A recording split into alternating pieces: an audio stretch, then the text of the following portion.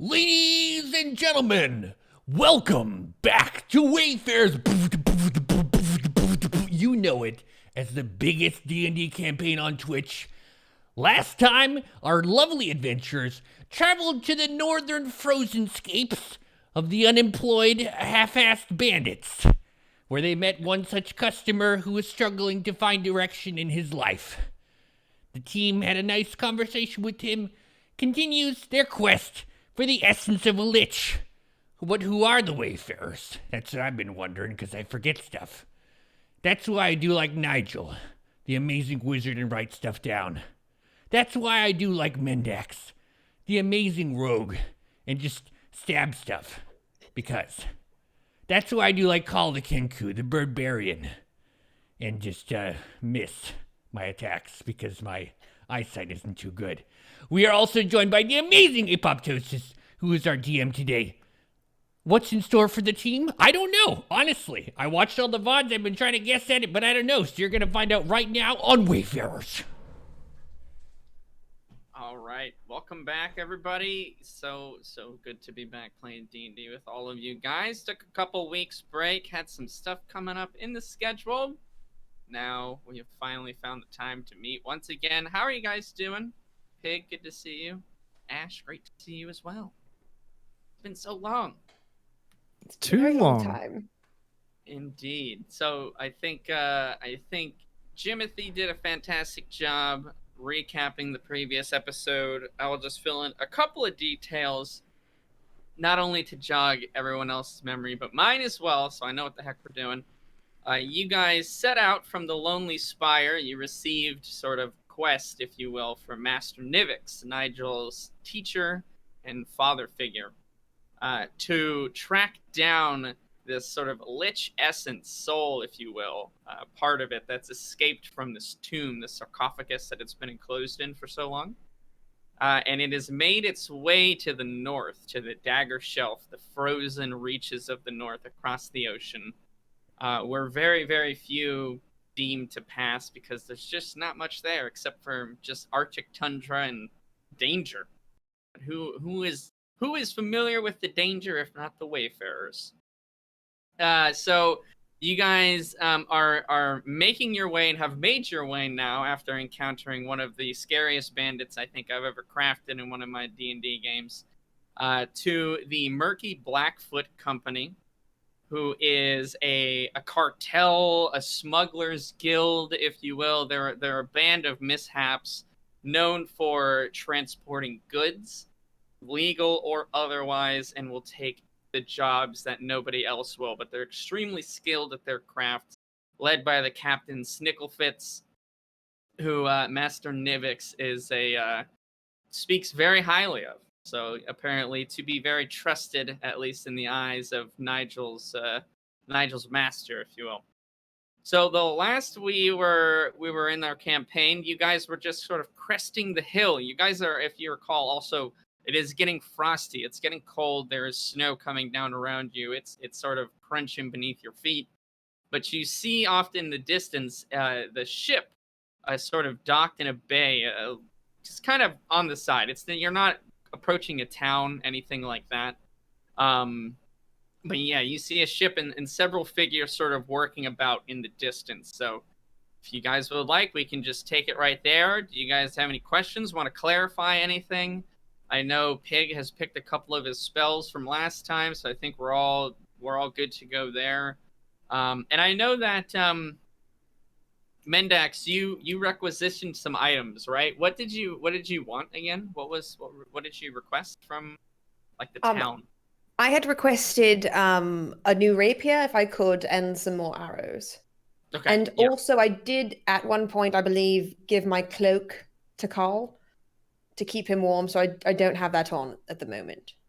I see. How are you doing in the frigid, tepid north? It is quite frosty and cold. Are you used to this sort of temperature, or is it more of a shock to your system? I'm a tiefling, so I carry my own heating system a bit inside. I'm just such a fiery personality, you know. Fair enough. Fair enough. Yes, what's up, Khaal? Fuck dolls. That's right. You guys are still on your crusade to... Always. to just scratch rude sayings on the backs and fronts of all the doors that you encounter as an affront to the god of doors, Snorri Dorison. My poor NPCs, man. They're just used and abused like nothing else. I was nothing but nice to him. We get You along were. fine with most of the NPCs. Okay. So if there's no other questions, and you guys just want to be approaching the boat, do you guys want to, anything you want to do before you reach the ship? This is your last chance. You'll be sort of just your team alone.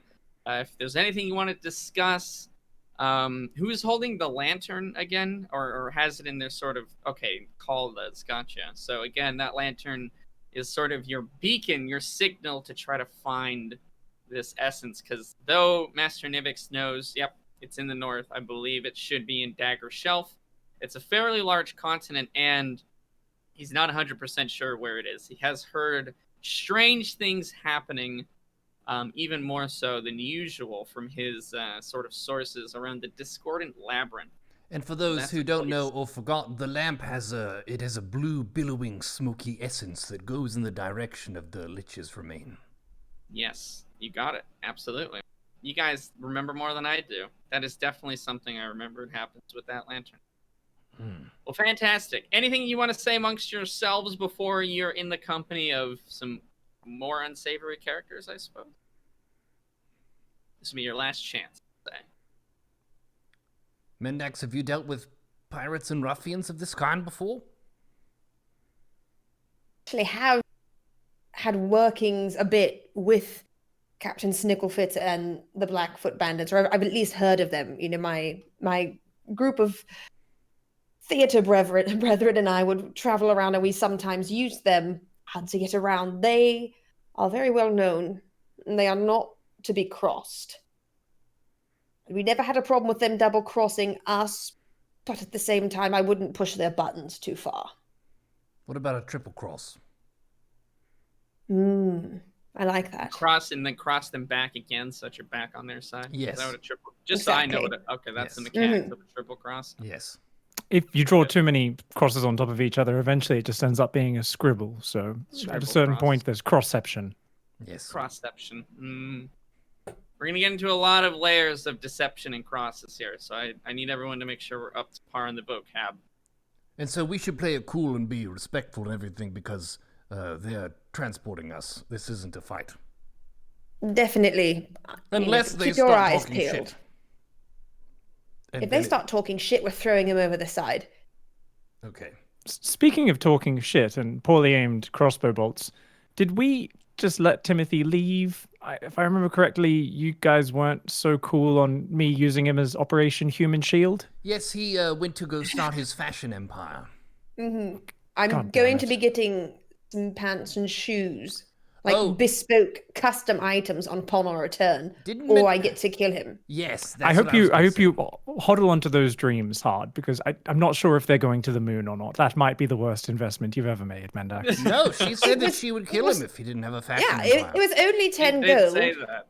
I will make some of the money back by selling his body parts on the black market. I'm fine with this. Jesus. That got very dark very fast.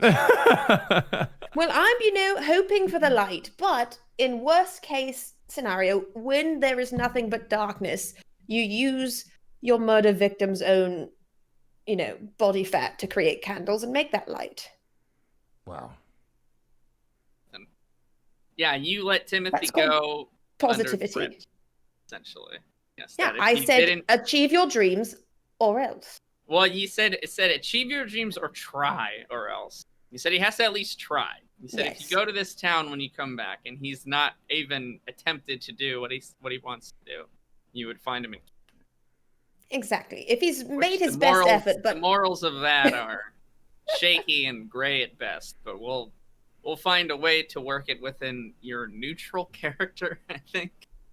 I'm helping someone achieve their dreams. He seemed to suffer mostly from a lack of motivation I see. and Okay. self-confidence. I've given him the That's how best you do it. reason to be motivated he can. That's true. I'm imagining Which neutral is like a hammock, death.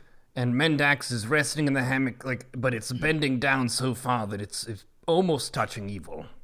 but it's still neutral. Oh, it's still swinging though. It hasn't settled.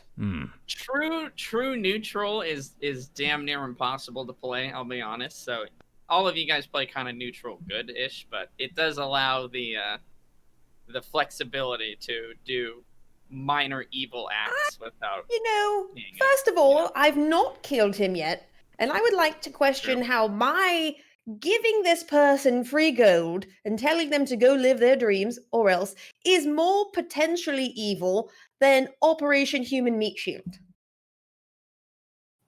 I mean, at least now, he gets to join a legendary party of adventurers. I don't know. And die, having never achieved his dream and being of very little use to anyone. Would have taken at least a few arrows to take him down. At least a few arrows. Quite frankly, he probably would have died on the way to the boat.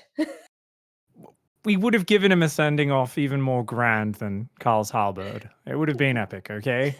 He would have lived on in our memories. Once every couple of years, we'd kind of vaguely remember him and light a candle or something. It would be better than whatever he was doing before. Yes, but my way, we can light a candle made of him if he doesn't, achieve his lifetime goals. I have read a few treatises on how to make artisanal soaps, and I do believe it may be a good investment, but I'm definitely not going to be the one harvesting his fats and processing it. All I'm saying is it's the best way to wash away one's sins. How funny would it be if the boat just carried off whenever we were talking about artisanal soaps? They're all just standing in the distance. The conversation there is, what the hell do you think they're talking about for so long over there? I wonder what's going on. Various luxury soaps. I guess so. Any other soap talk needed before we move to the boat? I think we're good. It's just I am a little sad because we are growing the Wayfarers party, right? Khal's muscles are getting bigger. Mendak's pockets are getting much more filled with gold very quickly at a very rapid rate. We've got a bloody golem that comes along and plays music for us and heals us when we're in trouble. We've got Goop. I've now got a couple-headed rat as well, who kind of pops out of my robes, runs up along my shoulders and whatnot. What spells did you choose? Yes. I did get a new cantrip, poison spray. So I'm able to basically just spray a cloud of poison, but a little bit closer range, so I may actually have to step out of the sandwich formation and get closer to danger for once. But to make up for that, I got shield as well. So I've learned a shield spell, so whenever anybody's about to strike me, I can whizzah and reactively add 5 to my armor class, though it does burn a spell slot, of course. Can you cast that on others? Unfortunately, no. Although, Khaal, while you're wearing my cloak, you do get +1 to your armor. Oh? So that does help a bit. You have to be attuned to it. So he's not... Oh. Are you do giving not it to get him? +1 to your armor. I don't think she is giving it to me. She was just bragging. Okay. Yeah. Oh, no, I was just trying to let you know that I thought you got +1 to it, so I didn't want you to get, if we end up fighting the Blackfoot bandits, wanted you to know if you had 1 extra armor. But you don't, so never mind. I think you have her cloak. In order to attune to a magic item, though, you have to, I think, essentially be wear it or whatever it is for 24 hours or something like that, or 1 long rest. And you have to be I want to attune to this item. You can't accidentally attune to something you have. You have to Gotcha. This cloak, yes, because you have a limited number you can attune to. 3 total. Ooh. Well, very good. I will go ahead and move us along then. Fantastic. Now that we got our soap out of the way, and the party is indeed growing. Let's not stop it here. You guys approach the boat. It's sort of, it's definitely less than a mile away, but you guys were off in the distance, sort of on top of this rolling hill that's going down now to the bay. The bay itself is, the water is pretty dark. It looks very frigid. There's sort of floating ice chunks and blackened rocks kind of jutting out here or there. It's no mystery why this northern part of the continent nobody really sails. not only A, is there really nothing worthwhile getting over here, B, it's extremely dangerous. So you have to be a madman or have a very specific reason for wanting to sail here. But the Murky Blackfoot Company, they are one of the few who deem to take the task on when is necessary, and not for any shortage of money either. So actually Mendax, that Master Nivix, in order to secure this passage, though he is friends with Captain Snicklefitz, he probably paid a decent amount of money, because any voyage up here can just become death at any point. So, and not because any specific reason. You hit a rock bad and boom, that's it. Anyways, as you guys approach, you get a better look at the ship. On the front of the ship, it is the most prominent feature that sticks out to you. You can see, the ship overall has sort of patchwork repair jobs of wood, slightly differing in color. That's pretty typical as far as ships are concerned, especially ships owned by like guilds and not like the navies of any of these towns or anything like that. So you can see that there's been a lot of damage done to these ships here. Some of the repair jobs are large sections. It looks like the entire back end of the ship has been replaced with like a brighter looking wood. But the original like lumber used is sort of almost like a dark murky almost looking color, like a dark blue, very similar color to the water in some ways, which they might do on purpose to be a little bit more stealthy. Who knows? The front of the ship, though, there's sort of a there's like the flagship, sort of their symbol, if you will. It's a mermaid, but it's a skeleton of a mermaid. So it's a wood carving of like a rotting, decaying mermaid on the front. The sails themselves have a similar looking symbol with this sort of half skeletal, almost zombie, if you think of it, mermaid, which would otherwise probably have been fairly attractive, for ships as far as symbols go, but this one is pretty horrific looking. The sails themselves are different colors, but are primarily black, and the ship looks like it could hold, I don't know, upwards of 50 to 60 people if it needed to. It's a pretty large ship. On the shore, as you start approaching closer and closer, there are figures sort of walking around. You can see there's a ramp that's come down from the ship. They're parked close enough to the shore that they can just sort of walk up and down this ramp. And they're moving crates around, unpacking things. It looks like they're kind of discarding some trash and things like that, kind of setting a fire and burning some old stuff that they don't need anymore. There's not really a place to properly dispose of, broken items and things like that. So they'll often just pull up shore for a while, burn that stuff, and keep moving on. You got to stay light when you're traveling around this much. But there is sort of a regal looking figure just standing towards you guys where your makeshift path would be, sort of his hands on his hip. He's fairly stout as you approach, and he's pretty short. And the closer you get, you can see he's actually probably no taller than 3.5 feet, 4 feet tall. He's a pretty short dude. But you see he has a really nice looking captain's hat. In fact, he's the only person who has a hat. He's sort of got that really, what's the best word for it? Sort of over the top, if you will. There's like a super colorful feather that's peeling off the side of it. It looks like it's pretty well maintained and well kept. The rest of his, yeah, there you go. The rest of his garb is also kind of matches that as best as it can. It doesn't look like it's a full ensemble, but it looks like this person just took all the sort of fancy cordage, maybe metals and things that they found, and just pinned it to a really nice looking sort of captain's jacket. And you assume that this is the aforementioned Captain Snicklefitz. He is a goblin and the leader of the Murky Blackfoot Company, and he stands there just sort of waiting And as you approach and get closer, he sort of gives you guys a quick wave. Hello there. You Captain Snicklefitz? Yeah, that be me, Captain Snicklefitz. Well And met. Yes, you must be the Wayfarers then that Master Nivik spoke of. Indeed, sir.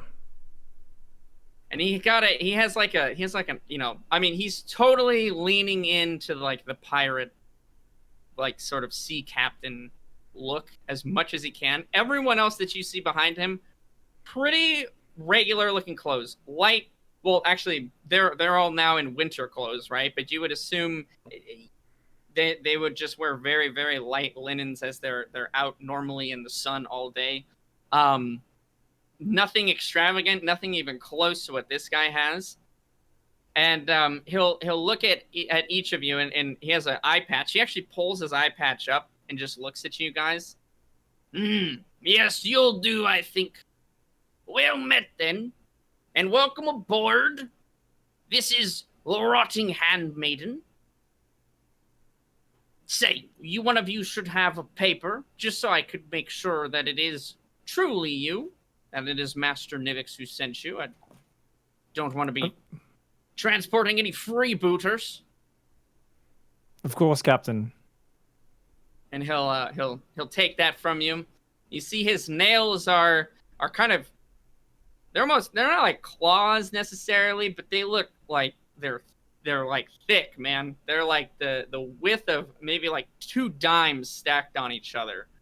And they're kind of gnarled. They're not like freakishly long, but they're almost pointed in a way. And they're pretty gnarly looking. It looks like he could probably, you know, hammer in some nails with them if he wanted to. And he'll say, yes, let's see, and he'll open the letter and kind of hold it back and forth. And what you know is not enough time to read the entirety of it. He'll go, very good. Looks to be everything's in order then. So you must be Khaal. I remember your description. And that would make you Mendax. And then that would be, wow, Nigel, my boy. It's so good to see you. And he'll come over and he'll kind of grab your hand, actually.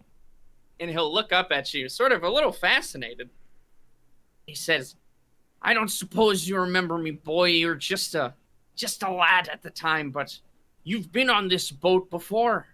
You and Master Nivix, in one of his escapades, I can't even remember where to, but you've grown up into a fine young man. Well, I didn't realize we'd ever met before, but why, thank you. I don't seem to recall ever being on a pirate ship before, or a great merchant vessel. But yes, it's good to see you again, and we're glad to have your company. Do you foresee safe waters on the way to Daggershelf? Have you been to the continent before? No, I've been once or twice, and safe waters, absolutely not. But regardless, we'll get you there, or we'll die trying. And he'll kind of, you know. But you hint, you detect a hint of seriousness. Like, yep, just death is possible. A couple of ground rules, though, when you're aboard my fair lady over there. Let's be sure of a couple of things. We are heading to Daggershelf. Now, this is no easy adventure, even for the most seasoned and hardy crew, much like the one I have behind me. And almost serendipitously at that moment, one of the crew members will trip over and sort of smash into one of the boxes. Certainly that was intentional. Didn't need that box anyways. A couple of things, as I mentioned. You must obey my orders when aboard my boat. Now, I won't order you to do anything that should be going too far past your moralities, your consciousness, but it could become a matter of life or death. I need to know that you're ready to accept the orders of old Captain Snicklefitz as a member of one of the Murky Blackfoot Company. Honorary members, if you will. Does that sound agreeable to you?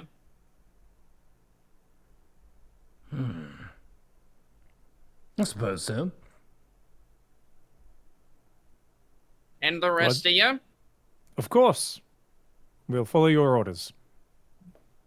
Why not? Mendax is alright. great with boats. I love boats. Well, then I'm sure you'll love this one. We call her... she's got a bunch of character, if you will. Has been through the ages long past, has been in the company of the Murky Blackfeet for generations. I inherited from the last captain of this vessel, and I'm sure the next one will inherit it when I'm done, so long as our venture here is, well, successful. Second rule, no swimming. It seems pretty obvious, but this is... Well, I mean, look at the water. And he'll kind of just gesture to it. You jump in there, you'll die of the cold in seconds. So I don't recommend it. As a last-ditch effort to survive, might be your best option, but do everything possible not to get into that water if you can. Tie yourself down when I say tie yourself down, etc., etc. Great! Those are the 2 rules. So long as we can agree on both of those, I don't see us having any issues here. Oh, sir. Yes. Do you have any potions on board? We have a... Well, I mean, yes. There is sort of a character, if you will, of the Murky Blackfoot Company. He take cares of the provisions and a few of the, sort of weigh your character. He'll sort of see, like, is this person... Which side of the law does this person mind being on as a majority of the time? He'll sell you some specialty goods. You're looking for the Kobold Nightmare. Just be careful with his brews, son. Otherwise, you'll see why he earned that name. I see. Thank you for the advice. And also, thank you for letting us travel on your ship. It's not a problem. Master Nivik sets up passage, and I trust that man with my life. Well, let's meet the crew then. And he'll sort of turn around on his heels, if you will, just kind of real snappy, and he'll clap his hands. All right, boys, line up.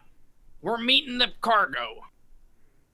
And from the sort of crew that's, just loading and offloading boxes and getting things ready, sort of there's a certain amount of crew members that will come forward and line up in a line.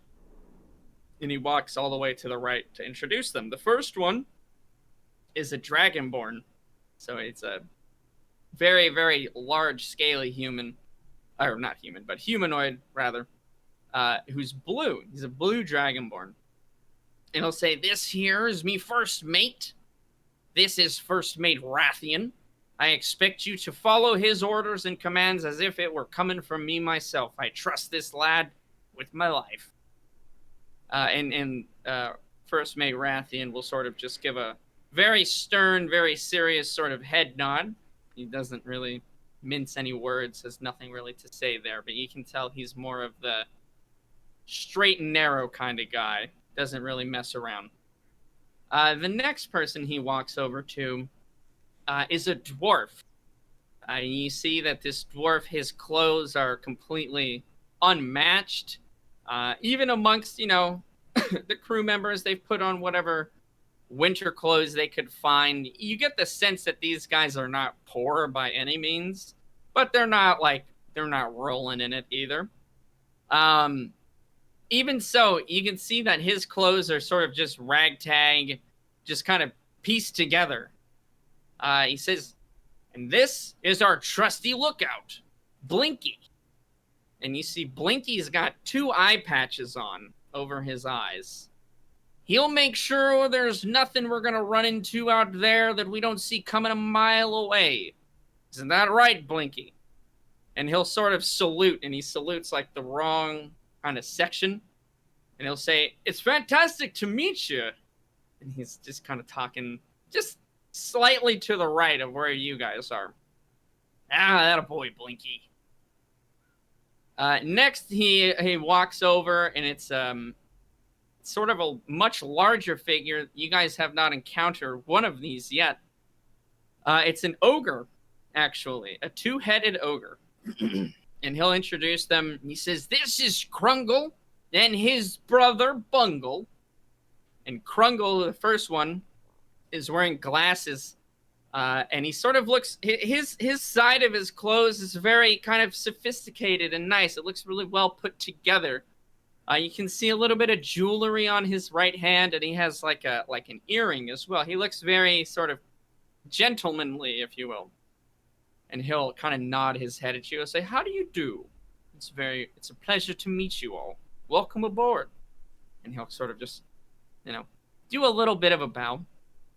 His brother Bungle, his other head that's attached to him, is sleeping, is snoring. There's drool kind of just sliding down the side of his face and onto his clothes. His clothes are like, it looks like it's straight up just hide, like not cured, not refined in any way. It looks like he literally skinned an animal and slapped it on his body.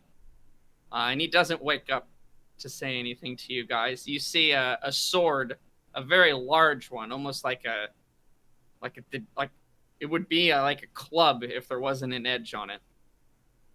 And Captain Snicklefitz kind of just nods to Krungle and Bungle. And he goes to the last of them, and it is a Kenku. It is a Kenku-like Khaal. And he says, "This is Kiveka the Blackthorn. He'll be in charge of the armaments. He's our cannoneer. He's been through many a fierce battle. And I assume if we run into any trouble, he'll be able to take care of it." And Kiveka will just kind of do a very short bow. He says, "It's a pleasure to meet all of you. Although I do recall, Captain, I thought there were 3 amongst you, no?" And the captain will go, "Aye, lad, that's right. Allow me to introduce our company, our cargo, our passengers, if you will. We've Nigel, esteemed wizard and apprentice to the Lonely Tower. Mendax. And then there's Khaal, Kenku warrior. I'm sure we'll get quite along with you, Quebec." And you see the Kenku, and he goes, "What, Captain? What do you mean? There's only 2 of them here." And he goes, "Boy, are you going the way of Blinky? Do you need to get your eyes checked?" He goes, "No, Captain, my eyes are fine. What did you say his name was?" He said, "Khaal, the Kenku, the Birdbarian." Biggest, thickest bird. And he will, he'll sort of lower his gaze, and he'll say, "Ah, yes. The Exile, then it must be. The legends are true." I go, "All right, well, I don't know what that frickin' means, but, back to work then, the lot of you." And they'll sort of give a quick salute to their captain and finish up packing the boat. Have I lost weight? And the captain will come back and he'll say, "I apologize. I don't know what has gotten into our cannoneer there. Khaal, any idea? This is between birds, I'm sure. I certainly don't know." Well, there was this one potion. Short version of the story is our village was being raided, and we were being overwhelmed. I saw my friends and family all being attacked and carried away and tied up and what have you. And there was a box, where we keep our reserves of potions, and there was one that said, "Do not drink under any circumstances." And I thought, well, we're gonna die, might as well try it. So I had it, and whenever I did, it made me feel all fiery inside, and I talked like this. And I kicked a bunch of ass, but I got into even more trouble than that. So it was decided that because I drank from the forbidden potions, I should be exiled henceforth and forever from the Kenku tribe. All right, but well, it seems he can't even see you then, lad. What's that all about? Are you under some kind of spell? Exile, I understand. Trust me, I've met a few exiles in my day. I don't know all about the spell. Maybe I'm invisible, maybe he can't see me. I don't know where the magic is, but apparently it's like next level exile. I don't even exist to him. Nigel, do a Arcana check. See if you can shed any light on the situation. Just going down the corridor of my mind palace and seeing if I've read any books about Kenku Exile. I've rolled a 3, so I'm imagining not. What was the Arcana, did you say? Yep. +5, so 8. We'll say through your studies, the Kenku people are not very forthcoming with information. You do know that there is some kind of ritual involved in exile. It's not so much of just you're banished, get out. There is actual magic. There is actual ancient sorceries and ritual that goes into it. So that could have something to do with the situation. To learn more about it, you can always ask that Kenku, who seems to have a bit of an idea about it. But yeah, we'll go ahead and move on. Do you guys have any questions for the captain? Anything you want to do before boarding the vessel? I can see him, Yes, you can see him, no problem. but he can't see me. It would appear that way. He can't see you and he can't hear you. Have we already collected the things that we were supposed to get, like the rapier and the arrows? No, you haven't. You haven't received. You can ask about it. I would very much like to do that then. I'd like to ask the captain if the package bearing my goods has arrived. And he'll say, "Oh yes, of course. It's on the boat in your quarters." Oh, perfect. Yeah. Well then, we're about to shove off. It's going to be quite a long journey, so any sort of, whatever you need to do for missing the land, if you want to give it a quick hug, that might be appropriate. It's going to take us a good while to get to the dagger shelf, and it'll be an arduous journey. But I expect we'll do just fine. After all, what's the worst that could happen? Leviathan. Definitely a Leviathan. Please don't tempt fate. What about never mind. Very angry what porpoise. do you think? Just an angry dolphin. Very pissed off dolphin. It's Shelly, the white whale I've been after. The most aggressive blowhole seen on these seas.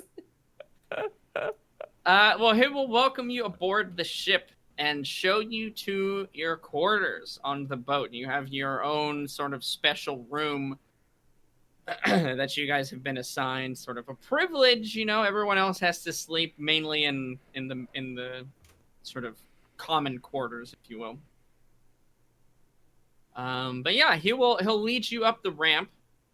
You get the sense that even the ramp itself, by just your eyes, it looks rickety, man. It looks unstable. It does not look like it's gonna hold up on anybody's weight.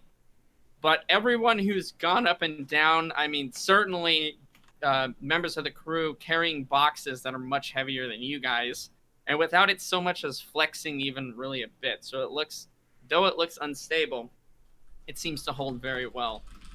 You guys walk up the ramp, and you're now on board the the Rotten Handmaiden, and you see that the ship itself, it's fairly there's a fair bit of room. There are multiple sails. There's sort of a pathway, a stairs up, if you will, to the the steering thingy, the steering circle. Call it the steering circle. And there are several doors that lead to the underbelly of the ship. The wheel! It's the steering wheel. There are crates and ropes sort of tied off everywhere. And you see that anything that's on the top level of the ship has been tied down in one way or another, so that it doesn't accidentally just kind of flip over the side. There are various crew members kind of making themselves ready, finishing packing up the rest of the box crates. It looks like they have received provisions from the town as well, along with the like your requisition, Mendax, and sort of restocking. Probably not just for this trip, but for their obviously the return trip back, and then maybe voyaging on afterwards. But yeah, Captain Snicklefitz will will lead you underneath, sort of into through one of the doors and down into the ship. Again, there's almost like light shining through some of like the holes that they've missed, or the small sort of spaces in between the patchwork boards they've nailed in. And again, you just get this unsettling feeling. This entire ship is just made to collapse. It must have some sort of pillar that's just holding everything up somewhere, and as soon as that goes, it's just gonna all fall. But remarkably, as you walk around, you still feel that the ground is sturdy and safe. He leads you guys to a single room, which has 3 sort of makeshift beds. They're not like, the most luxurious or fancy beds you've seen in the world, but they're better than sleeping on the hardwood floor. And he'll say, "Your humble cabin for the next week or so, my dear friends. Make yourselves at home. Feel free to unpack. We'll be making way very shortly if you would like to come up to the top deck once you're ready. But no rush. We'll have quite a lot of looking at the ocean, I assure you." And with that, he'll sort of do a deep bow. He'll say, "Welcome to the company of the Murky Blackfoot, and welcome aboard the Rotten Handmaiden." And he'll close the door, which closes with a very loud creak, sort of ruining his exit a little bit. But you guys are now alone in your cabin, as it would be. You can feel free to settle in. Mendax, at like the head of one of the makeshift beds, there is a small crate, which has like written on it and sort of stamped down to the care of Mendax. Oh, excellent. Can I want to open it up and look at my goodies right away. Yeah, so basically, you find the arrows that you asked for. They look to be of decent quality. Nothing, to write home about, but they look nice. They look fine. And there's a rapier in there as well, a simple sword. It looks like it has been just not newly forged, if you will. It looks like maybe it had seen a couple of battles, that it is maybe within like the stockpile of their armory, barracks, if you will. It's one of the ones that they had. And it looks sturdy, and it has a nice edge. So, hey, can't ask for much more than that. How many arrows were in the pack? You asked for 20, right? I thought I did, yes. Yep. Sure. You got 20. Guys, I feel kind of sad. I think this is the first Kenku I've come across, and I forgot that I'm invisible. Oh. So he can't see you at all, or he's choosing not to see you? I don't think he can. It may be an enchantment that's either upon the whole tribe except for me, or it's just something that's on me. And it's maybe cloaking me somehow, I don't know. But he can't hear me either. That's why I left. You're not required to leave when you're exiled. You're just made invisible. So I left because I couldn't talk to anyone. Wow, that's a terrible fate. And how does the magic work? Do you know any details of the ritual? I was young. I remember people being very upset, and the tribal elders were all debating about stuff and old rites and all that. But I was barely just of age as a Kenku, so strong enough to swing a sword, but not enough to understand the world. This is fascinating magic. I'd love to try and understand it. Do I have your permission to experiment and ask questions of Kaveka? Sure. Okay. I'll try and test some things. I'll see if it's somehow related to your physical being or if it's simply the idea and concept of you that is somehow blocked out in their minds. So I wonder if the magic is upon you or if it's upon the minds of those who cannot see you. I should be able to test to at least find out that. I don't want to get your hopes up. I don't think it's within my abilities to deal with it, but if I can learn more, potentially when we return from the quest, we could consult Master Nivix. And if anyone knows of a way to potentially turn this around, if of course you'd even be interested in that, I'm not sure if it would be accepted amongst your people if you were to go against their decision. I don't know too much about it. That's part of the problem. And I mean, I can't really see it getting any worse than it is now, so... Fuck it. If you want to try something, go ahead. I put my arm around Khaal. It may not count for much, Khaal. I know we're not blood family. And I can't say that I speak for Nigel, but I think I do when I say that we definitely see you. And I don't think there's a single bit of magic or potion that's going to make me forget all of those times that we have fought together, we've drunk together, or, you know, the fact that you threw my rapier in lava. That one was said with jest and just kind of nudge him. Yes, even blind drunk. I can't miss those biceps. Oh my god. Thanks, guys. I appreciate you. And on the bright side, if he can't see you, makes it very easy to sneak into his armory. What business would you have with cannonballs and gunpowder? Why wouldn't you want cannonballs and gunpowder? Well, they're awfully heavy. I'm not sure how we could use them. Well, I don't know how heavy gunpowder is. Well, I mean, gunpowder itself is quite light, but it also tends to be quite explodey, and that's usually where the problems arise. Put it into a lock and light it afire, boom, no more locked door. You're a very talented lockpick, and yet you'd rather just blow it up? I mean, that sounds incredibly unnecessary and dangerous. Sometimes you have plenty of time to pick a lock. Sometimes you need to get the job done quickly. It's best to be prepared for all potential, events. Shouldn't we figure out some of the magic before we steal from him? Yes, absolutely. And even if we are to borrow, the captain might even provide if we were to request nicely. But I really am not sure, no offense, Mendax, I'm not sure I trust your ability to handle gunpowder safely. I really don't want to be trying to get goop to stick you back together again. You know what? I'm slightly offended. I don't think I've messed up anything with fire so far. I'm part fire, which maybe means I probably shouldn't carry the gunpowder. Doesn't mean we shouldn't have it.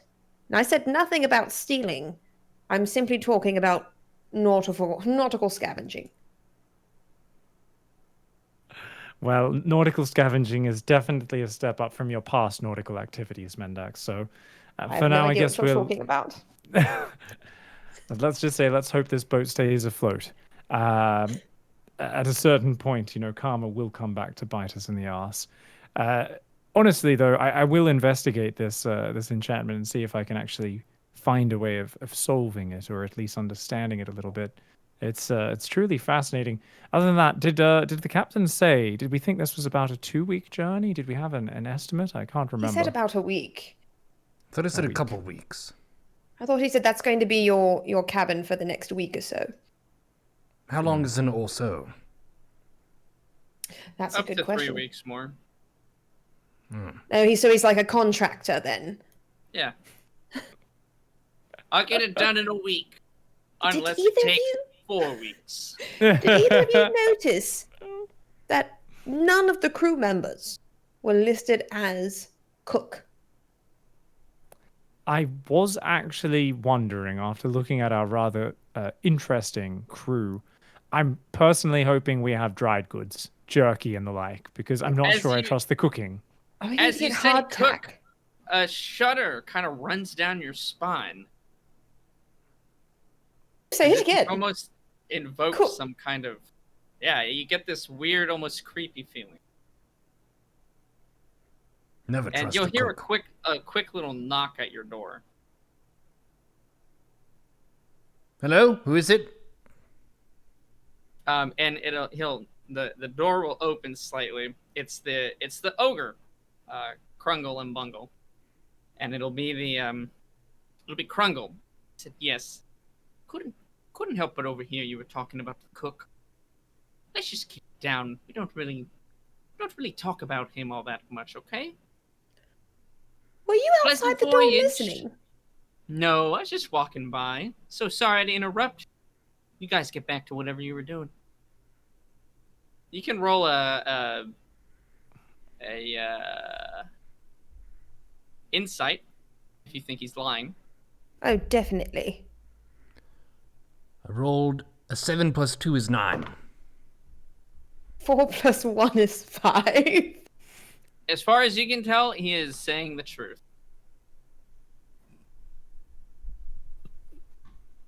So there And he'll is a kind of- cook, though. Yes. Does he prefer chef? Who is? We just I would all of these questions are bad. Just leave them. What do you eat? Don't even think about it.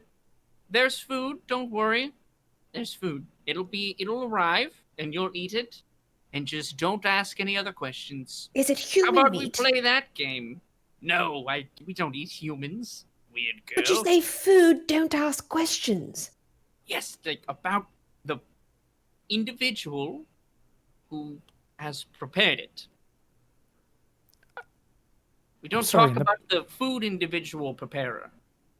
In the past, whenever I've been part of a situation where there's very normal things that we're not allowed to speak about, things have gotten very weird very quickly. Can you give us any more information at all? Oh, no. I know. This happens to me every time. Cooks attack people. Oh, sorry. We're not saying that word. The culinary artists Bit on the nose, but sure. attack people in the kitchens. Happens to It's a me all the galley time. on a ship. No one's gonna attack you. No, I've tried. If they're not- I even sang a song. He clapped and everything. Yes. If he's Sounds not like going you've to had some attack us, incredible journeys. if you know, employee who will not be named is not going to attack us, why Yes. are we not supposed to talk about this entity? It's just better you don't meet him. It's just better you don't meet him. Is it jungle? It's not. No. Don't worry about it. Stop guessing as well, and have a good voyage. Yeah, we're having fun. We're going on a boat. Yeah. And he'll kind of shut the door, and he'll leave. What a strange person. That was the creepiest interaction I've ever had. Oh my god. If his intention was to make us not interested in said person, definitely did the exact opposite for me. Yeah, honestly, at this point, my curiosity is piqued, Mendax. If you'd like me to turn you invisible, I'm down for it. You can go snoop as much as you want. Oh, I definitely will. I don't think we do it right now. I feel like perhaps Maybe well, wait until we've settled in a little bit and we know the we're crew. in. We know when the meal times are, so we know when the meal prep time should be. That would be the most. If one were to go snooping, might be the best time in which to do that. He or Or- she or they will attack you. I've seen it happen. Especially if they're giant pigs cooking other pigs. So if there's any sign of cannibalism, I think that's going to be our first warning. And I do know now, because we've learned from Khaals' choices, I will not sing to this cook. Or Every time you say the word cook or cooking or anything like that, you get a increasingly sort of feeling of dread. It's not like you're afraid of the word or anything like that. It's almost like something is imposing this dread upon you. You cannot shake the feeling. It really turns you off of trying to use that word. I'm going to start calling this person a tailor. The tailor. Yes. The tailor. Taylor. That seems like a good Exactly. idea. The meat tailor. Taylor. I would say this meat tailor seems like the anti-Richard. What I'm about just a saying. meat smith? A meat Ooh, a smith. meat smith. That's actually pretty. I like that even better. The meat smith. The meatomancer. What if the meat smith is vegan? Oh. Well, then we'll have to totally revisit our naming conventions. Oh, well. At that, you guys will hear sort of a high-pitched like whistle from the top of the deck of the boat, if you will, and a lot of shouting going on. You feel the boat start, not quite, but okay. You feel the boat kind of starting to move a little bit and rumble as people sort of.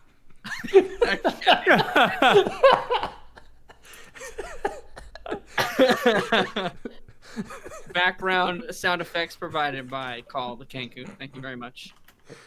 And at that spot, let's go ahead. Let's take our break right there. I think that'll be a good spot because I think the next like 2 hours of this will probably be a straight through. So we'll be back in about 5 minutes or so, and we'll see you guys then. Ah! Ah! Oh! Welcome back, everybody. When we left off, you guys were just heading up to the top of the deck. You heard some whistling, and were warned about the culinary prep person for the rotten handmaiden. The meat smith. The meat Yes. smith, yes.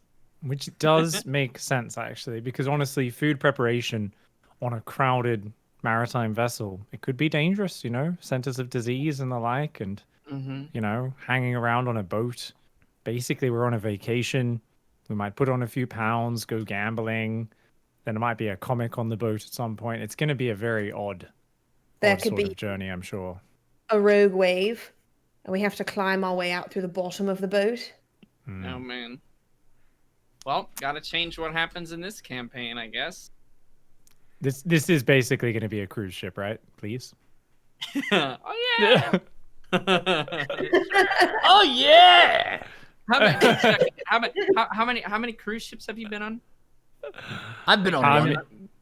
You've been on one? Okay. Yes. I've Might be a never little been on different than that one. Might be a little different. Okay, then this will be exactly like a ship. because I'm literally afraid of rogue waves. Rogue waves? That's a real fear, man. What's a rogue wave? Rogue. It's a giant wave that comes out of nowhere, like huge wave, usually big enough to, you know, completely envelop or sometimes overturn boats. And they think they're probably responsible for quite a bit of ships that go missing at sea. Couldn't you get a surfboard and then jump out of your boat onto the wave with the surfboard? Probably, if one knew how to surf, but then also sharks. The sharks know how to Good surf? counterpoint. They are killer surfers. Oh. Disappointed. That was a low reach, right? And expect to step up the puns next time. You've set a level of expectation. It's up here, okay? A little bit down here.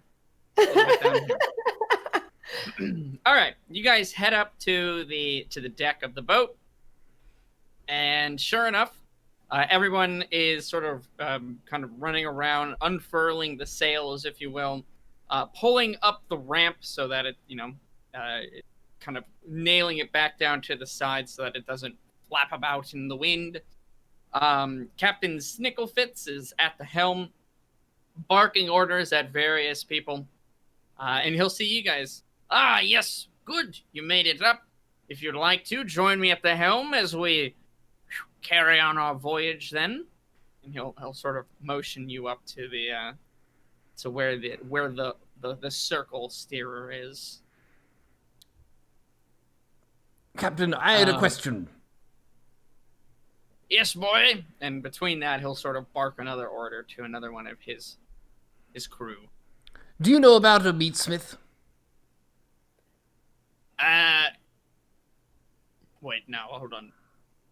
No, I don't think you were touched in the head. What do you mean? Say there was a person, and there was a nice piece of meat, and that person were to heat this meat to the point where it was at a nice edible level. Do you have one such person? Yes, we certainly do. Probably best you stay away from him, laddie. Just leave it alone, eh? That's what someone else said, but we were wondering why. They're not very sociable.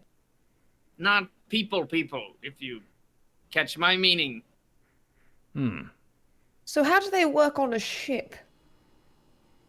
Oh, well, they're quite skilled, don't get me wrong. They're very good at what they do. They make some fine pork goulash, but just do not prefer the company of others. I don't know how you've already found that out, by the way. You've been on this boat less than 10 minutes. We were just trying to talk about where to get some food, and then we were saying some words aloud and someone shooshed us. I see. Probably for the best you find out sooner rather than later. If possible, I would just give him some space. Is it possible to know where that space is so we can steer clear of said space? Certainly, it's the kitchen. Right, but is the galley aft? Is it stern? Put it like this. There'll be a door you might come across. It'll say galley on it. Don't go in that one. I really need a pot. Is it an octopus? I don't have time for this. Enjoy the view. We must unfortunately make way. It is a little bit difficult steering a boat, you know. True. Would the grog be outside of the galley then? The grog is in pretty much any of the tankards you pick up, so I'm assuming if you just find one, go for that. If not, there are barrels of it around. Labeled grog. Okay, just wondered. I mean, I think the idea of picking up strange tankards and drinking them is probably not... Well, honestly, it's not the worst thing I've ever put in my body, so... Okay, good to know. You could always test it on Nigel first. That is an excellent point, Khaal.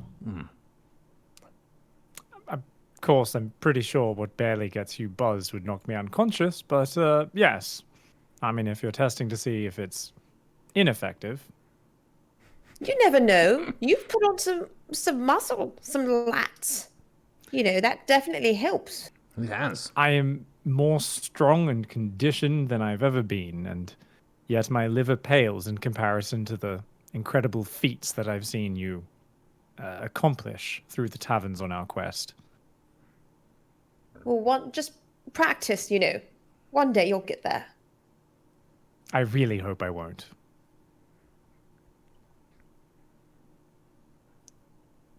And with that, the boat is underway.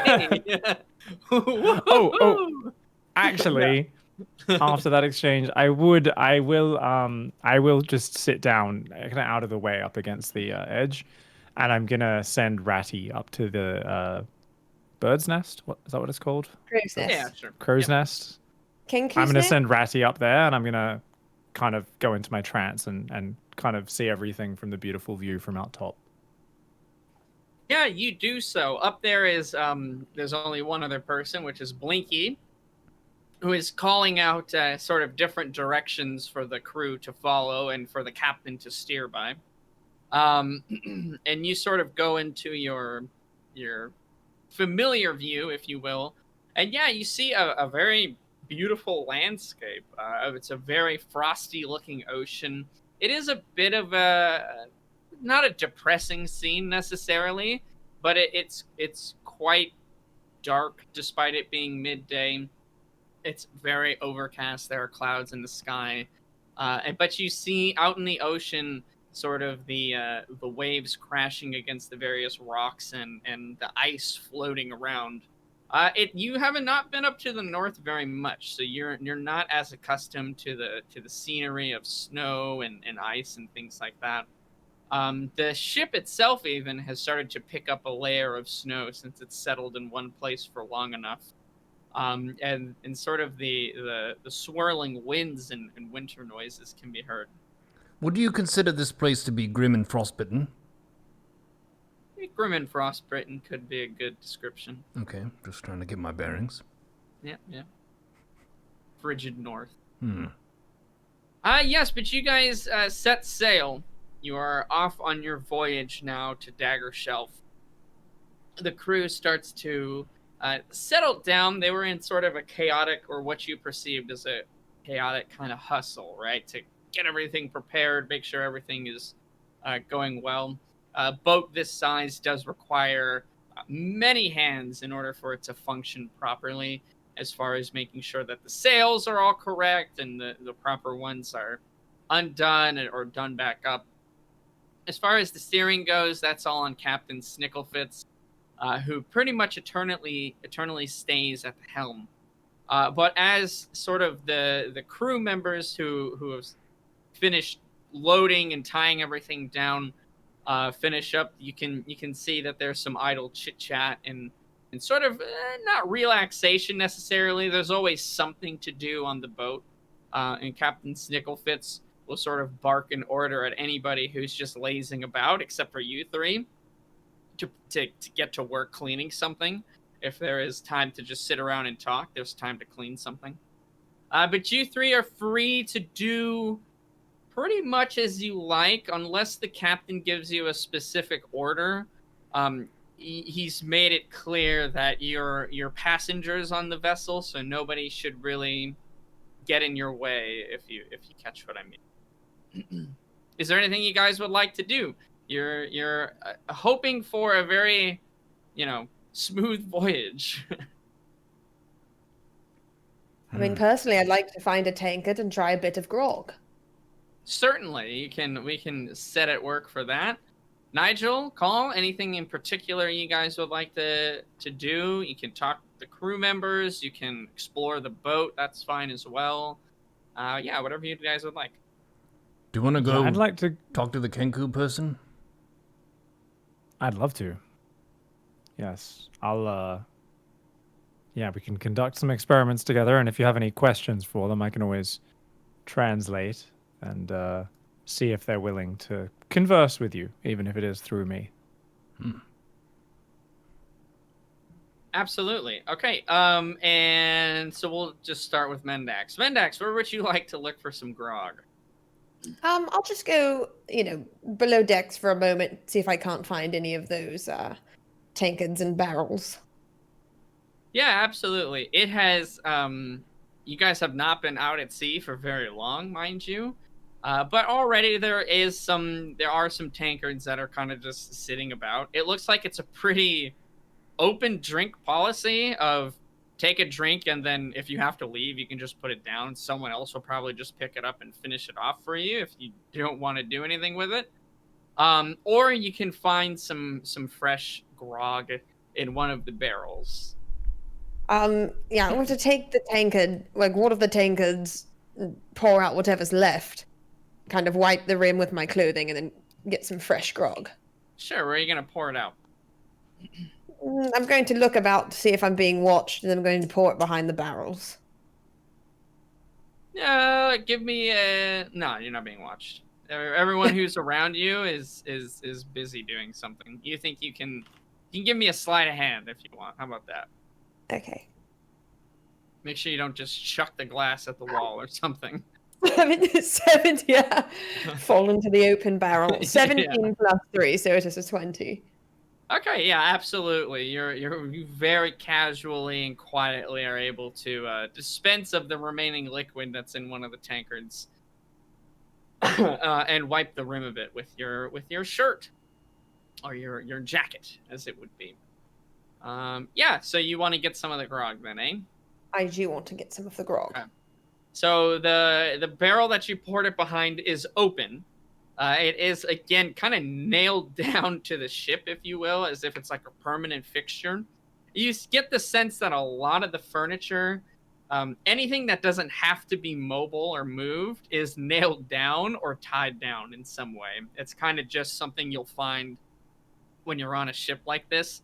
They don't have anything that can self-balance itself, so they just need to make sure that their table doesn't suddenly flip over and crash into the side if they hit a wave or something like that. But yeah, the sort of foamy grog is splashing kind of back and forth. The ship itself is not necessarily, it's not rough waters necessarily, but it's not like smooth glide, right? There is some back and forth. There's some wave to where you guys are right now. You go ahead and scoop out a mugful, let's say, and kind of have to go back for some more as the top layer of it is mostly foam through all the agitation. They consider grog as just like they're drinking, liquid. It's not even necessarily like ale, to be specific. It's just some mystery alcoholic liquid. They don't even really like. Yep, it is a beverage and it is alcoholic, and those are their two requirements for drinking. But then you kind of move back down to get more of it. How much are you going for? Are you going for a full tankard, or are you going for half? You're gonna try it before you go all the way? No, I'm going to get a full tankard. I'm not going to chug the tankard, but I am going to fill the tankard. All right, absolutely. You do so. And it is now pretty full. You kind of stabilize it with both of your hands as you get used to the motion of the ocean, as it would be. Okay, I'm going to sit off the top. Just, give myself a little bit of safety distance from the top of the tankard. A wise move. Go ahead and give me a Constitution saving throw. Oh, here we go.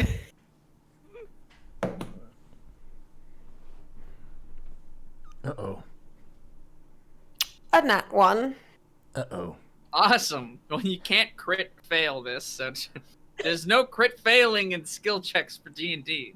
But a nat 1 is very bad. So that's a total of 3, is that right? Yes, total of 3. Okay, excellent. You take a sip and then spit it out and spray it over the wall, as it is some of the most bitter, foul-tasting liquid. You thought maybe you accidentally swigged just water that has dirt and mud in it. There's somehow a texture to it which you've never seen in any alcoholic beverage before. And now as they're inspecting the glass, which is sort of hidden by the foam, you see that there are particles kind of just floating around. It looks like there's dust. There's just all sorts of just particulate in there. It tastes disgusting. And you just sort of spray it over the wall, and the rest of the crew look at you and kind of laugh a little bit. Is this the latrine? Did I accidentally drink from the latrine? You double check the barrel. It does say grog. What's a latrine? That's like a bathroom. Oh. It's a toilet, yes. Yeah. No, and one of the crew members walks over. Just a human walks over to you and says, don't feel too bad. Nobody really likes to drink this stuff, but when water is scarce, that's about all we've got. And he'll take the mug from you and kind of knock it back. Kind of just, that stuff is disgusting. But it'll put hair on your chest. I mean, literally, it'll put hair on your chest. Oh.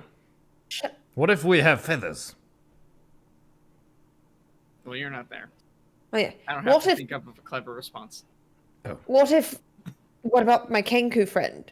What if they have feathers? I've never met a... Oh, no, he has met a Kenku. Put hair on their chest, too. Going with that. Ain't met a person alive who hasn't gotten hair on their chest from a drink like this. I brew it myself. What do you brew it in? Your foot sweat? Somebody tell you the secret ingredient? Well, I'm just you know, I kidding have with you. Very sensitive palate. Have He'll you say... thought about sieving it? Putting it through a bit of cheesecloth, maybe getting the particles out. Some fancy-dancy landlubber stuff right there, but no matter what we do, he'll kind of just point to the ceiling, and you can see as it sways, there's just like dust that's kind of falling down. Not like piles of it, but it's a boat. It's made of wood. It's old, and it's kind of falling apart. Heard of a lid? I mean, no offense, but I really enjoy a nice potent beverage, and I feel like this is doing a disservice to your brew, sir. There's nothing wrong with drinking a bit of the ship. Helps you get accustomed to this boat. Gets you stable. Gets you in tune. And he'll kind of pat the wall. We've been on some crazy journeys, and I'm telling you, this grog is the reason why we're still here. Can I see your chest? And he'll kind of like, bam! And it's just like a fucking sheet. like a plain sheet? No, it's like he has a blanket made of fur. Oh, you mean a rug? Yeah, Yes. right. Okay. Like a sheet, then he's a liar.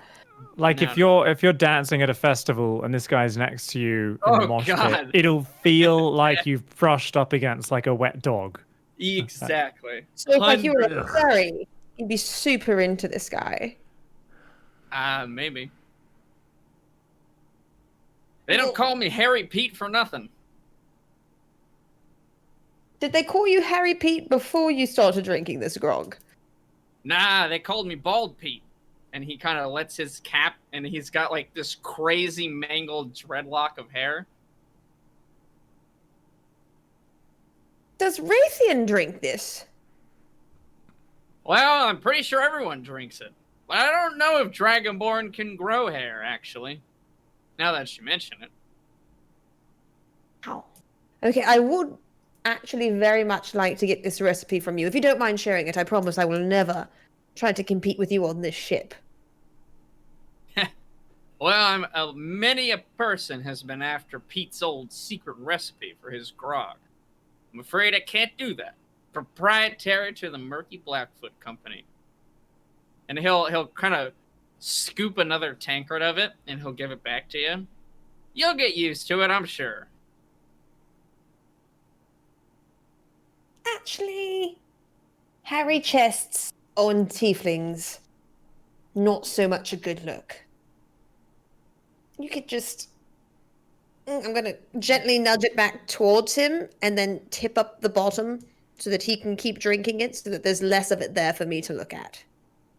Yeah, and he'll take like half a sip and then pour the rest back in. Whew, not too much drinking on duty, mind you. He says, if that doesn't do it for you, I think there are some water reserves somewhere, or you can drink like pickle juice or something. Passing up on Pete's grog. Whew. Oh, I mean, no wine, nothing. Nope, just grog. Jeez, oh, Pete. That's what they all say. Well, I'll leave you to, I don't know, your manscaping or whatever it is you need to do, Harry Pete. I'm going to go back up and down to the top deck. You'll hear someone in the distance say, Pete, put your shirt back on. It's just like an orc. As I'm walking up, I am going to kind of look down just to make sure. No hair, not yet. I spit it out, so... You did. You did. Okay, we'll go ahead and move over to now Nigel and Khaal. You guys are looking for Kveka, is that right? Yes. Yeah. Okay. You are able to find him pretty quickly. He's on the deck of the boat. It looks like he's basically tending to some of the rope lashings on the side, making sure they run regular checks on their cargo, even if, just starting, to make sure that it is all nailed down. It looks like they have a rotation to make sure that everything is still being tended and cared for. Yeah, and he's just kind of tying some of the ropes, making sure it's secured, untying one, really kind of getting it good, and then tying it back up. He doesn't see you guys approach. He's turned the other way. Hail, Kveka. Are you busy? Would we be able to have a word? And he'll sort of wipe a little bit of sweat away from his forehead. And he'll go, I suppose I could spare a minute. What do you need? And he sounds like a human. It seems like, so that's again for Kenku, right? They have no original voices of their own.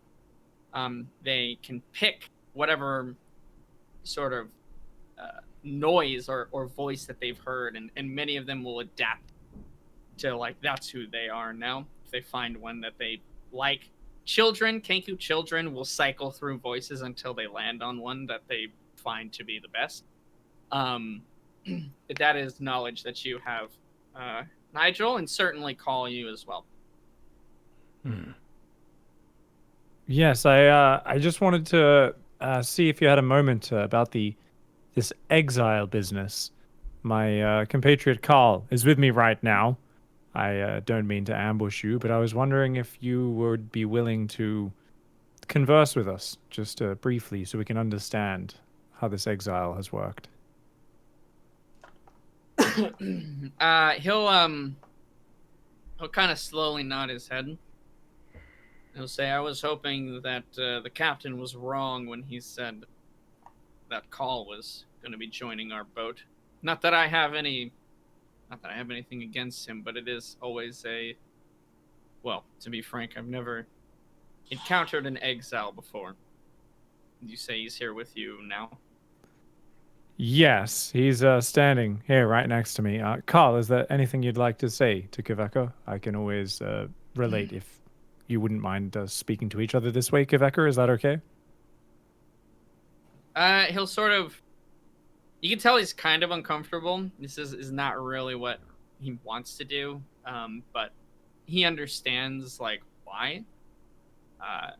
Sure, for a while. I am quite busy, though, so I must get back to my tasks soon. Well, then I won't waste his time. Tell him that a young Kenku, in a moment of great fear and danger to the tribe, drank a potion with a demon soul.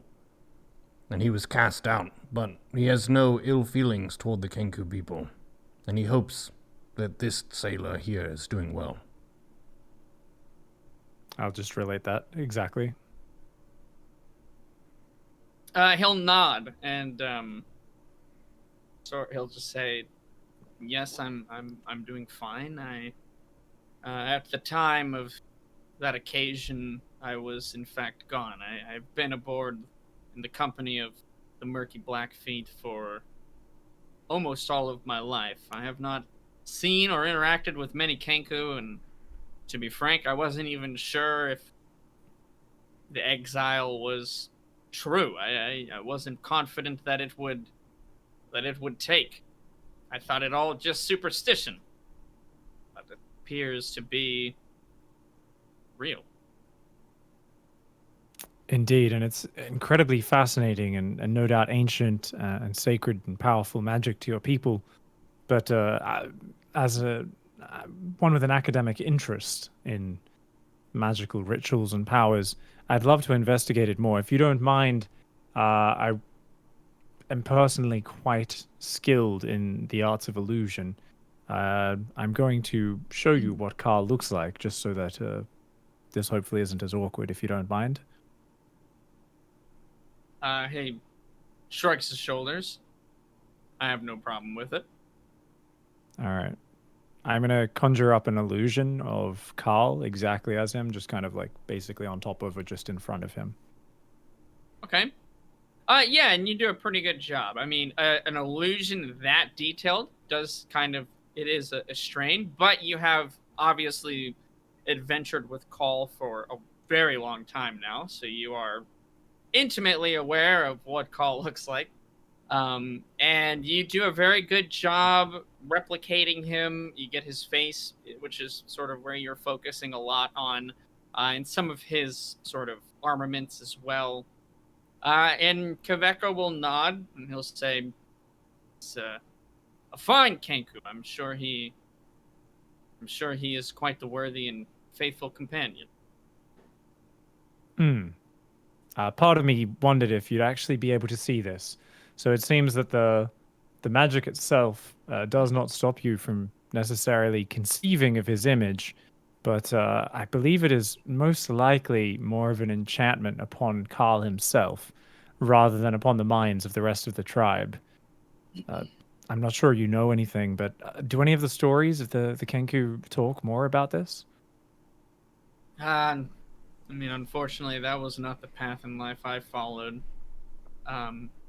He doesn't strike you as like, he's not stupid, but he's not like an academic, a scholar, if you will. He said he found his path in life more through the martial and the sort of the hard work that you can put in with your own muscle to find his way into the Murky Blackfoot Company. He didn't pay much attention to the lessons in history, if you will, but he does know that supposedly there is some kind of ritual that can be performed to exile one of their kind. It's exclusive to the Kenku people. They can't do it to others. But beyond that, like what's involved or how the inner workings of the magic happens, he's really not sure. Well, I know you're very busy. I don't want to waste too much of your time, Kaveka. And of course, we appreciate you, guarding this ship on this journey. We hear you are one who is very experienced in battle. If you don't mind, just as a point of academic understanding, is it possible, Khaal, would you be able to touch Kaveka on the shoulder? And Kaveka, just to let me know if you can feel his touch? I suppose. I will try. I'll reach out with my hand and try to rest it on the shoulder. Yeah, you do so. Your hand goes through his shoulder. You actually cannot touch him. Wow. You can interact with like the objects and barrels and whatnot behind him, but it goes through like he's wearing obviously like again a winter jacket because it's freezing. Your hand goes through that cloth and through his shoulder, and he'll say, "Just let me know when he's going to do so." I pull out literally just a quill and start writing on a piece of paper because I'm fascinated by this. And his hand just passed right through your shoulder, Kaveka. This is fascinating. He'll kind of, again, he'll look a little uncomfortable. Like, I see. Well, Khaal, I don't even know if you can hear me or what I'm saying. I'm not sure, but yes, he can hear you. Okay. Well, I don't know the circumstances of your exile, brother, but I have no ill will towards you, and it's not under my control that I can't see you. I want you to know that. I don't know if that helps at all. I'm sure you're a fine Kenku. You look to be traveling in the company of good people. And I understand that your task is important. So I must assume that whatever reason you were exiled for, well, I haven't been in the village for years, so no skin off my nose. I would like to give a deep bow. Sure, he'll he's kind of looking roughly in your direction. He's trying to like, based on where you put that image pig, you can see that his eyes are looking through you. more so than at you. Can I make the illusion bow as well? Sure, absolutely, and he'll follow suit. Sort of a. Again, it's very rare to see a Kenku and be even in there, so he has no problem bowing back. Well, thank you very much for your time, Kaveka. Just in the interests of in case we do come across bad circumstances, what should we do in the case of battle? Are you familiar with the throes of battle? On land, we are quite experienced. If it comes to boarding the ship on the deck, I think we'll be able to be useful, but we've never been in any sort of large ship combat. I mean, we've fought of a giant squid one time, but it was nothing like on a boat like this. I hear you have cannons on board. He'll nod and he looks over the side, and he'll grab onto a railing. They're very conscious of falling into the ocean.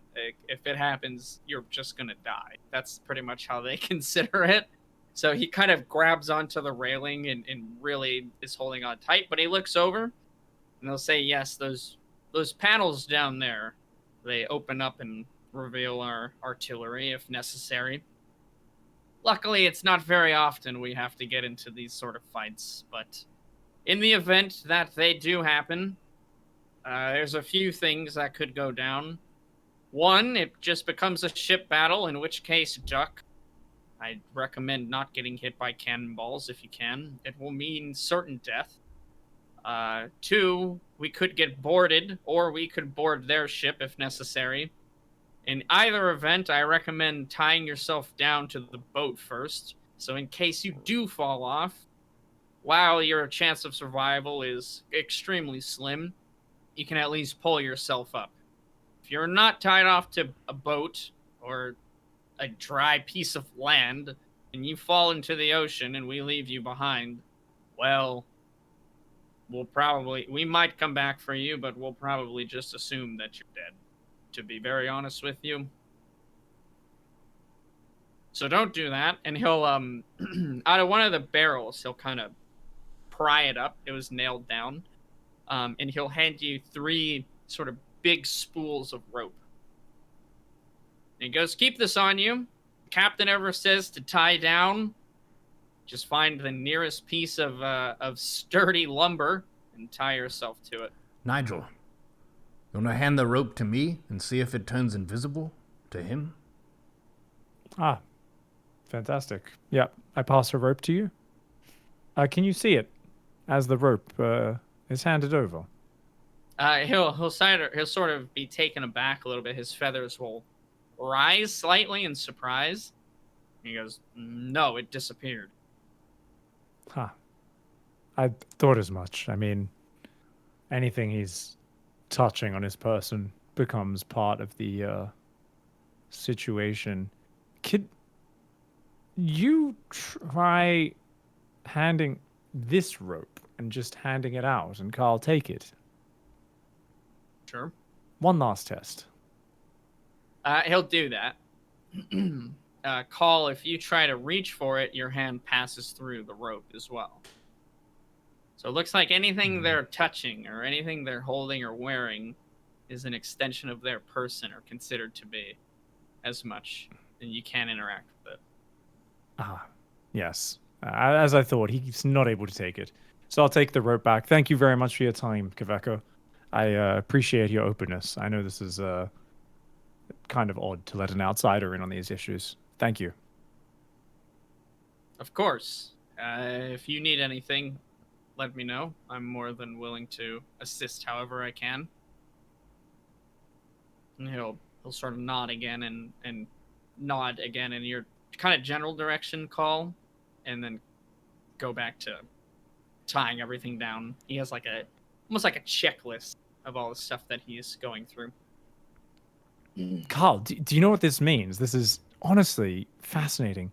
So I'm not sure exactly the basis for this enchantment, this ritual, but it seems like somehow maybe you are in a separate physical plane. There is some sort of barrier between you and the other Kenku people here, where yourselves and your person are somehow kept separate. You're still able to interact with everything else in this world, yet there is some sort of barrier. And I believe perhaps there is some sort of magical connection between all of your peoples, and it somehow involves that. But I have a much reading to do when I get back to a library. I feel simultaneously less alone and more alone. This is the first Kenku I've seen since I joined you lot. He seems to be a good person, so in that sense I feel encouraged and lifted up. There are more of us around, and this is something that is a known phenomenon. So I feel more anchored to the world, but at the same time, it's a bummer I can't give him a high five. Yeah, that is, it's an incredibly odd thing, but, well, you know, you're still here as a wayfarer, and at least it is just between you and him. I'm going to give you a hug. Thanks, bro. I will think about this. I'm not sure how I want to pursue a course. I hadn't really thought of it too much. You kind of want to put those things behind you. Yes, I think it's something that I don't know if it'll ever truly leave you. It's a part of who you are now, Khaal. And honestly, I think this is a burden you carry, but I mean, I've heard your story, and I believe you did a good thing that day. Sometimes a little bit of bad or a consequence must be paid in order to stop some truly evil thing from happening. So, you are the martyr of your tribe. Oh, I had an idea. One more thing to test. Oh, Do you think this barrier, this banishing spell, includes the demon soul within me?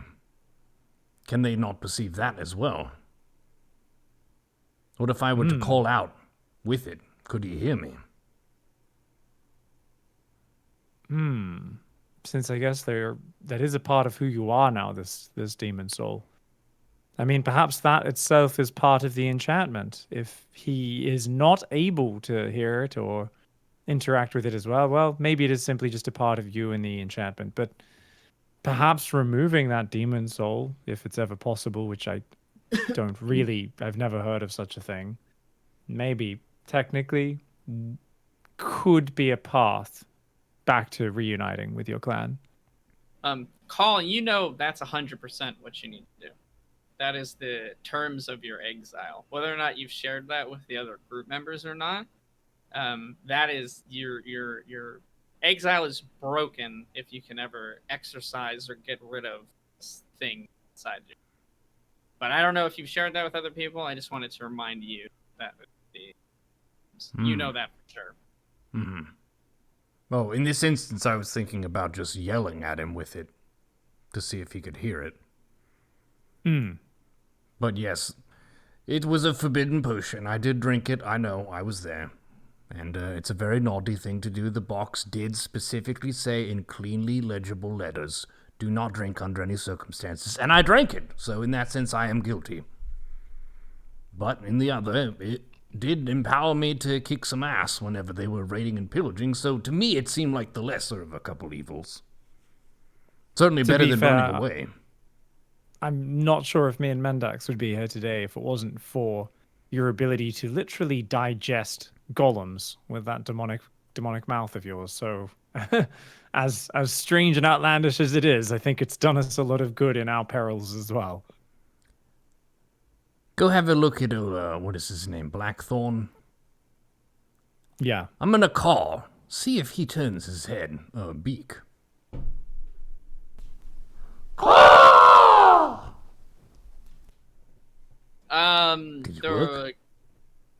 The crew of the ship all sort of turn their head to you, and they're kind of like, "Are we okay? Are we under attack? Something happened?" Even the ship, Captain Snicklefitz sort of looks at you a little bizarrely, but doesn't say anything. Kveka Blackthorn is not. He doesn't turn. He's just kind of still working away. Sorry, local custom. Yes, it's him. don't worry, it's not like a rooster or anything, guys. He won't be waking you up in the middle of the night. It's fine. And they'll sort of look at you two very strangely, but nod their heads, go back to what they're doing. You know, I feel kind of hungry, but is the food meant to be brought to us? I mean, they mentioned we're not meant to actually talk about the preparer of the tailor, the meat tailor, but yes, I'm kind of hungry actually. You, when you were sort of walking down to your room, you saw various sort of small boxes that looked like they contained some rations or dried foods in them, some smoked foods maybe, for snacking throughout the day or whatever. You've seen various sort of ship members also just kind of eating some random sort of dried and smoked meats. So you think that there is, between the meals that are set throughout the day, there is various sort of just dried goods you can munch on. So what would you like to, I think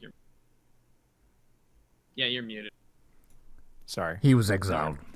Yeah, it's like Exile for a moment. All right, I'm gonna I'll just head back to our room actually. That's fine. I'll just wait for the meals. Okay. Khaal, anything you'd like to do in particular? I'm feeling pensive and sad. I would like to look off faintly in the distance, wondering about my peoples, and also just imagining this is one such Kenku, and he seems mostly detached from Kenku society as a traveling sailor, so his opinion of me is fairly neutral. What about people back home? I'm starting to wonder to myself, do any of them feel like I'm some sort of villain? Are there some people who think I was wrongfully exiled? I'm just kind of stewing on all this. Yeah, you sort of look out to the grim coastline of it's again frosty and sort of bleak, almost as if it's enhancing those feelings that you already have, but helping you process them as well. The brisk and sort of cold wind that's going through provides very little comfort, and the sort of cold, salty water coming up from the ocean sort of snaps you back slightly as you realize you've been lingering on the side of the ship for a while, thinking about all these different things that really, like you mentioned before, you've put behind you for a time, but you haven't really given it enough thought yourself as far as what it means and what your plan is. Kind of set off to adventure, got wrapped up in this merry band of misfits, and have been given a seemingly world-changing purpose for now, but what about afterward? Yeah. You can see Kveka, who kind of walks past and behind you and works on some of the different crates and barrels, again, making sure that they're all tied down. But yeah, that loneliness sort of hits you a bit harder than you thought it was going to. Even though you have so many wonderful friends, which not to say that they're bad or anything.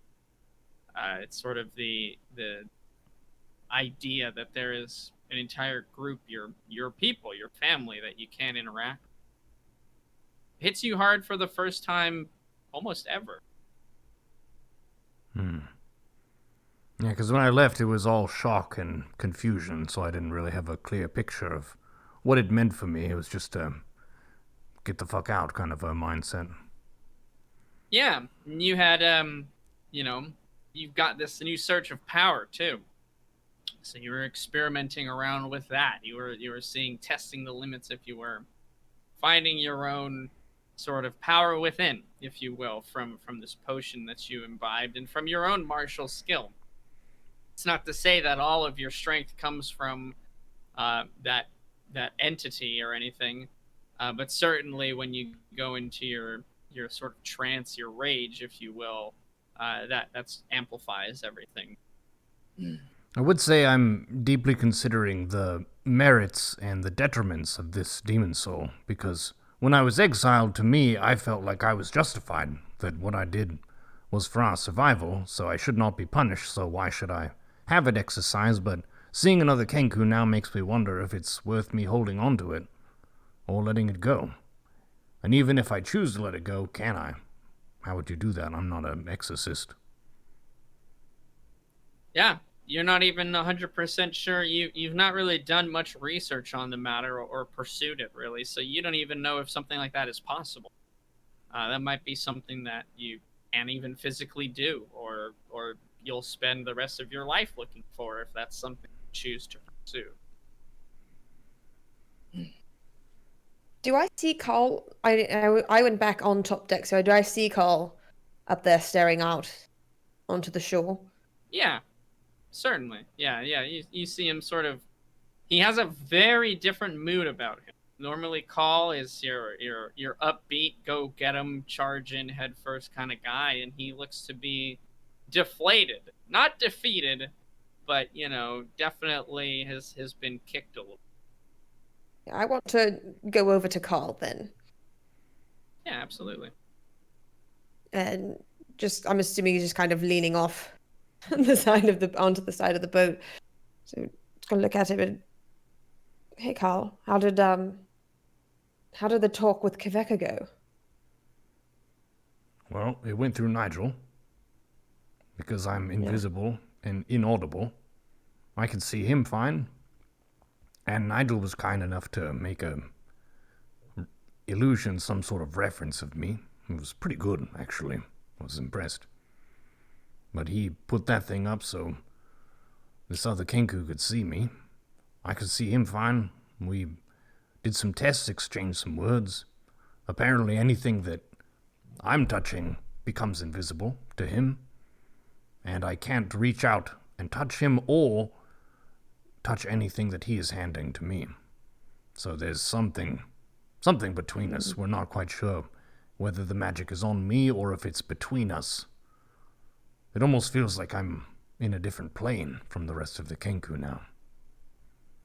So, to be honest, I feel a little bit pensive and sad. I get that. Have I ever told you why I left the Delirious Owls? No. Why did you leave the Delirious Owls? Well, I grew up with the Delirious Owls, and I traveled with them, and I was a part of the troop, but they aren't my family. They aren't my people. From what I know, I was given to them, sold to them, stolen, but the story from Butel, he was the leader of them, it changed often. But I was never truly welcomed in by them, and I've no idea where I come from before that. So I can't pretend to know what it feels like to have had a home and had a family and be sent away just for protecting them. But I do know what it feels like to not be able to go home. So if I can help you change that, I will do that. But until then, it may not be much, but you do have me. You do have Nigel. And I'm not going to just cast you out, not for anything. I know that. And you've shown that time and time again. When you could have turned your back on us at any point. We've had loyalty to each other. And that's shown through these trials and tribulations. Many opportunities to take the most for ourselves, but just a couple of misfits. In a big world. With a bunch of confusing magic. I don't know too much about magic. It's not really our department, is it? No, definitely not mine.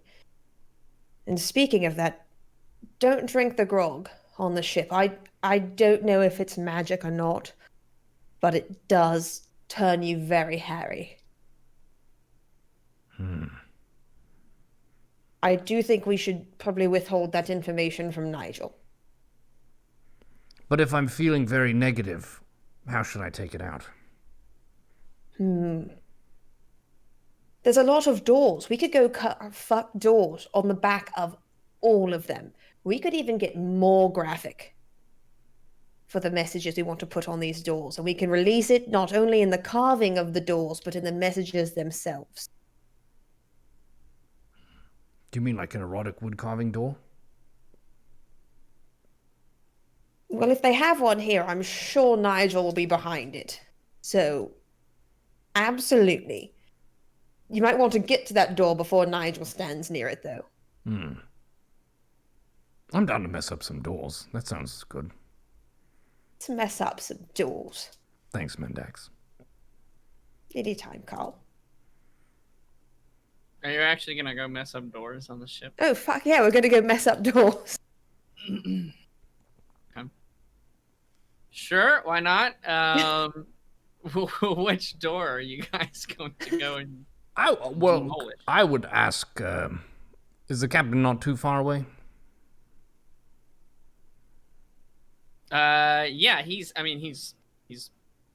steering the boat, but yeah, he's not too far. Captain Snicklefitz! Yes. What can I do for you? Say I had a small club, and I wanted to test it upon a door that you wouldn't be remiss to have dinged up a bit. Are there any such doors about? I mean, not really. We're kind of using them all. They all are, serving a purpose of being a door. Oh, it won't be broken completely. Just a test. I suppose there's a storage room door that's not used very often. Thank you. Also, you could put it on Master Nivix's tab if it gets to be too much, I'm sure. Oh, I'll do that. Don't you worry. Excellent. And he'll just kind of go back to his important job of making sure you guys don't crash. He has sort of a compass and sort of like a map nailed down to a table that's next to him. So he can navigate a little bit easier. Okay, let's go find this door. Storage. I would imagine storage is on the lowest deck. Yeah. Do you want to invite Nigel on this escapade, Khaal? What if we drew a stick figure of the doorman person, and then there were thunderbolts that were going to zap him? Ooh, I like that. I like that. Maybe like some kind of cavern opening up underneath him as well. Like a crevasse. Oh, yes. And then a bunch of owls sprout out of this cavern, and they all peck him with their beaks. And shit on him. Just covered in owl droppings. Pecked. Thunderbolts and lightning falling through a crevasse. I feel like we should get paid. This sounds like artwork. This is definitely artwork. Yeah. We might have to take this door with us when we leave.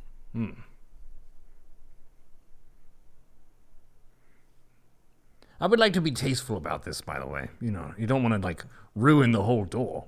You've got some nice little rectangular shapes that are already there, perhaps, and you could frame it in such a way where the proportions, they worked. And if you saw the door, you'd be like, that's a work on that door. I like that. Definitely. Definitely. I'm going to expect an MS Paint drawing now, so I hope that you are all ready. Yeah, you guys better get going. While this is going on, being eternally curious, I'm exploring this ship and kind of trying to work my way to the galley or any other secret areas, but I'm doing it through the eyes of Ratty while sitting in my room cross-legged on my bed. So, you're sort of warging out a little bit? Yes, I'm warging out a little bit, basically. I'm going Bran. I'm going a little bit Bran. And practicing, since this is a new ability, I've only recently learnt how to summon my familiar and use him as a proxy and that sort of thing. So, do I see these idiots getting up to their shenanigans? Do I need to roll for that, or? Are you guys? This is why you don't get invited to the door carving ceremony. Okay. Are you guys still on the top of the deck, or did you go down in search of this door? I think we're probably in search of it, right? Maybe discussing the art on the way down. Yeah. So, Nigel, you definitely see them. They're sort of talking about, and you can understand them. The sound is sort of warbled, if you will, because it's going through the ears of this two-headed rat, which has 4 ears. So you're not quite used to what that sounds like, but you make out that they're going to go fuck up a door that's at the storage room. All right. I'll just follow them, but without notifying them. So there'll be a two-headed rat just kind of creeping behind them and keeping an eye on what they're up to. All right, sounds good. Yeah. So Nigel is just following you guys with his familiar, as Khaal, you and Mendax head down to find this door. After, it takes you very, very little time. It's not that huge of a boat, but it is 2 floors down. There's the deck, there's sort of the common area and the lodging, if you will. There's like a second area that's where the cannons are, so you guys walk past now. Almost you could think of it like the armory. It's an entire level of this boat that has these cannons that are placed. Once again, they sort of have these blocks around these wheels so that they don't just rock back and forth. There are cannonballs and you see barrels of what you assume to be gunpowder as well on this level. And then you go down one more level, the last level, and this seems to be more of the storage, and they have a makeshift jail cell, things like that. If they need to ever detain someone, or maybe some of their cargo is living and not necessarily the most willing of passengers. So they have a special holding area just for them. You do find this storage room door that they mentioned, or that the captain mentioned. It's one of 3 different doors. They have a few storage rooms, a stockpile, if you will. And there is a door that is all the way to the back, seemingly in a more unlit area of the boat. The rest of it has been pretty, underneath the boat, right? Like there's torches and things like that going. There are no torches towards this door, though. But you do see that there is a door over there.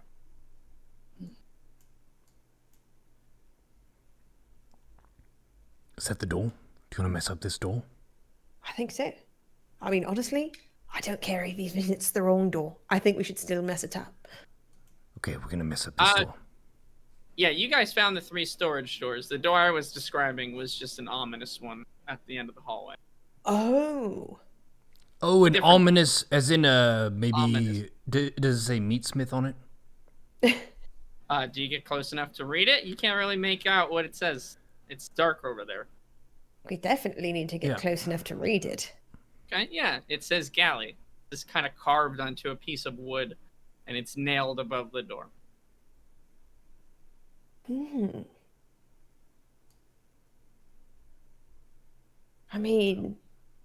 I don't think we should go in this door yet.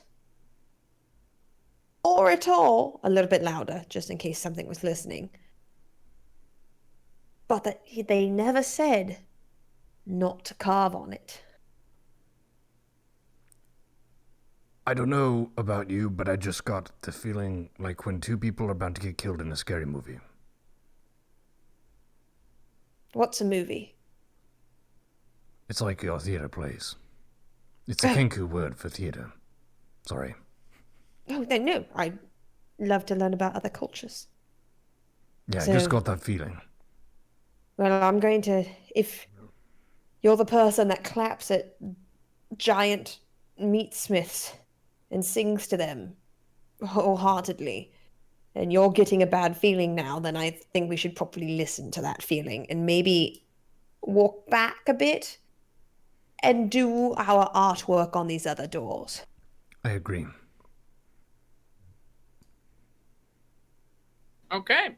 So you guys trust your sort of inner instincts of survival and decide to do your artwork on one of the other storage doors, correct? Yes. Okay. Yeah, you pick one. What are you drawing on this door? Yeah, I heard quite the description, but do I have any art to accompany it? Yes, I'm almost done. Ah, fantastic. Give me just a second. No problem. I give you all the time in the world. Yeah, So but which you is the way? guys, you guys enter one of the storage rooms. You just pick one at random. Inside there are various. It looks like this is where they keep like linens and different kinds of clothes stockpiles, cloth, repair stuff, things like that. Wait, do they have pants? Do they have shoes? Yeah, you do see some extra shoes in here. I mean, it's not like they have like an entire, variety style. It's just different sort of basic shoe sizes that are available. And they're pretty minor. They're, nothing too extreme. Oh, that's okay. I still want to find like a nice pair that looks like it could, fit me in a pinch. And I'll just Yeah, nautically sure. forage those. Sure. You find a size of shoe that looks like it's a little bit bigger than what you would normally wear, but that's the closest you got. You want to take those? Yes, I'm going to take those shoes. Okay. You find that they're nailed down to the floor. Son of a bitch. Can I undo the nail? Who nails down shoes? Can I use my dagger to pry up the nails? Yeah, sure. They're just like kind of simple iron nails. It looks like pretty much everything is nailed down. Again, anything that's otherwise all of their stuff would just fly around everywhere. So, I mean, hey, these are the spare shoes. They're not their good ones. So it makes sure that people take care of their stuff. Otherwise, you have to wear the shoes that have holes in them. But yeah, you can pry up the nails out of those shoes and then take them if you wish. There are two kind of big holes that are going through the soles of them. Are you ready to see the artwork? I'm ready, man. You've been hard at work carving away into this door. Let's see. What do we got? Okay, this is the door person. And then there's the hole over there on the left. And these are the owls flying out of the hole. And then one of them is pooping on him. And then above the blue, that's the clouds. And he's being struck by lightning. And this is a door next to him so that you know it's the door person. And he's an elf, so I made his ears.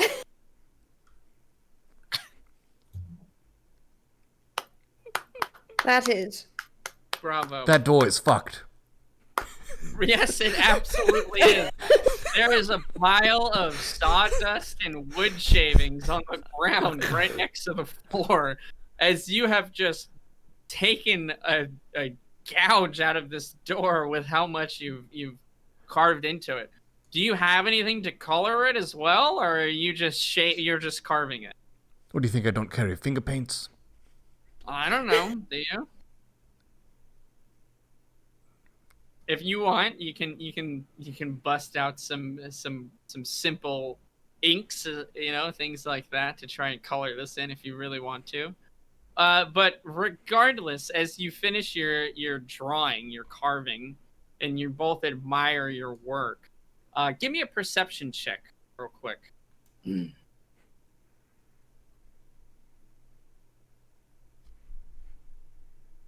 I got an 18 plus 1, so 19.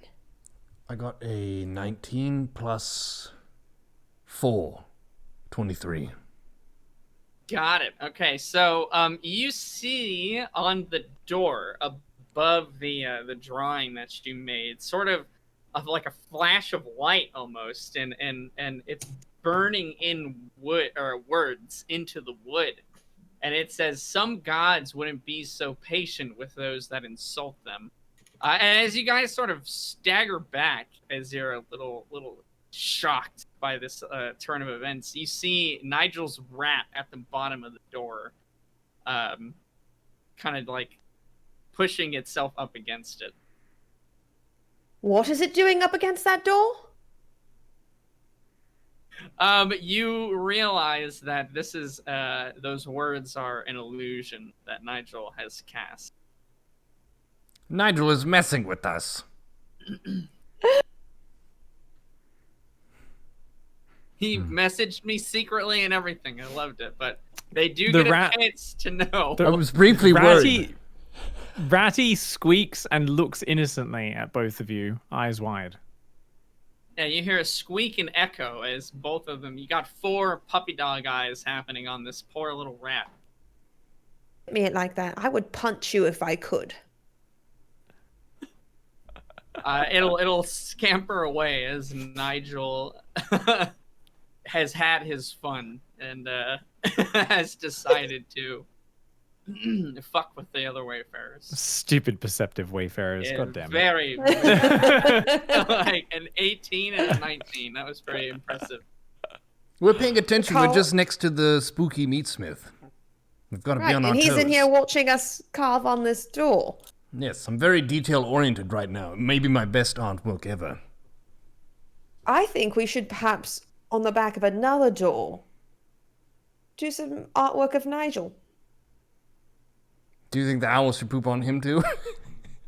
You know what? I think we might need to add this. We should add You can this. just add it to this door. That Add you're already Nigel working being shat on by the owls, and add a hot elf ghost babe turning him down. Like, on. It'd be like a comic book panel going on. have him holding a wand, but it going very flaccid.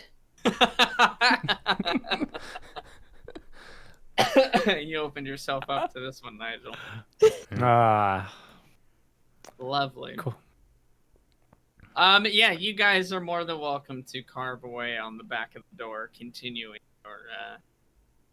your escapades and artwork. You finish your Nigel drawing, adding the finishing touches to his embarrassment, if you will.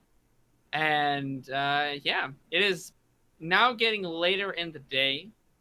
Nigel, you hear that dinner is served. Dinner is ready from the room that you are in. You're still kind of exploring around a little bit, looking at the cannons and whatnot with your familiar. I mean, Khaal and Mendax, you guys don't necessarily hear that. Mendax. Pretty far down below. Mendax. Yeah? I just realized something. What? Whether my people have me exiled forever, or in some way I return, either way, fuck doors. But The that's bond right. that all the Wayfarers. Yes. Some things are unifying and eternal. And fuck doors is one of them. It's true. I feel better now.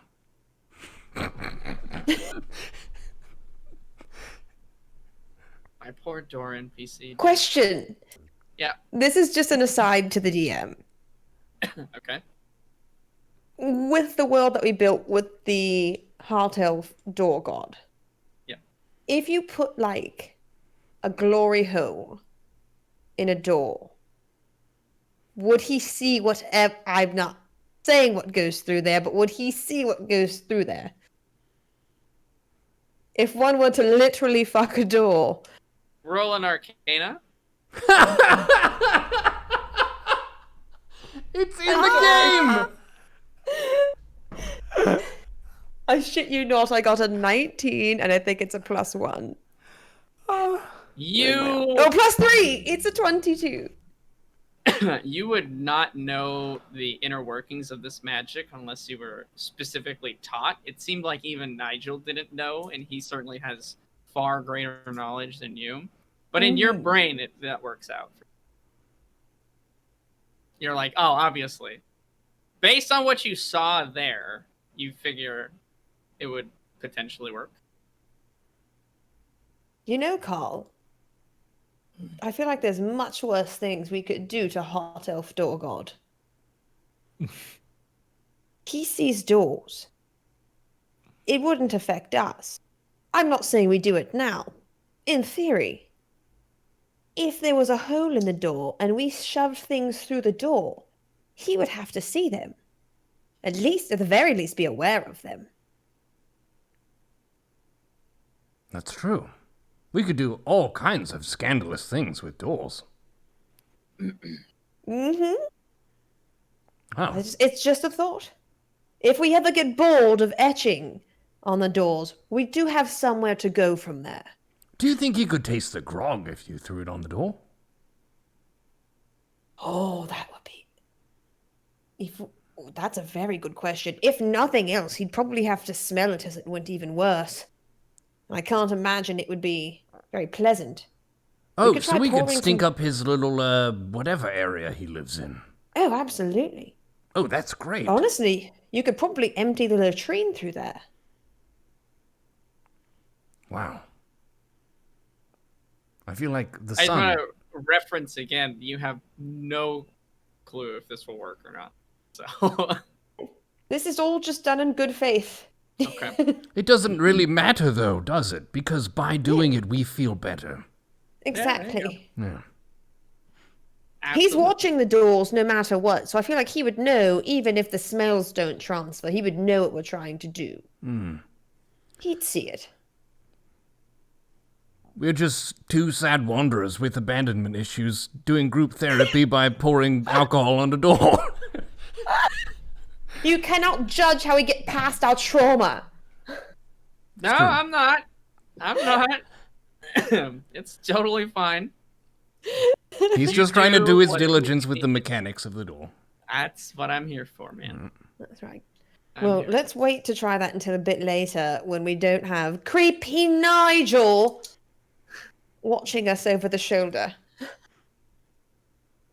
He's probably just jealous he didn't do this on a door. 100% jealous. All right. Nigel, you so you heard that dinner was ready. You kind of leave the room and you see that a majority of the crew members are gathered around the table in the common room area. It's a pretty large room. And some of the barrels have been moved back so that they could fit some makeshift eating surfaces.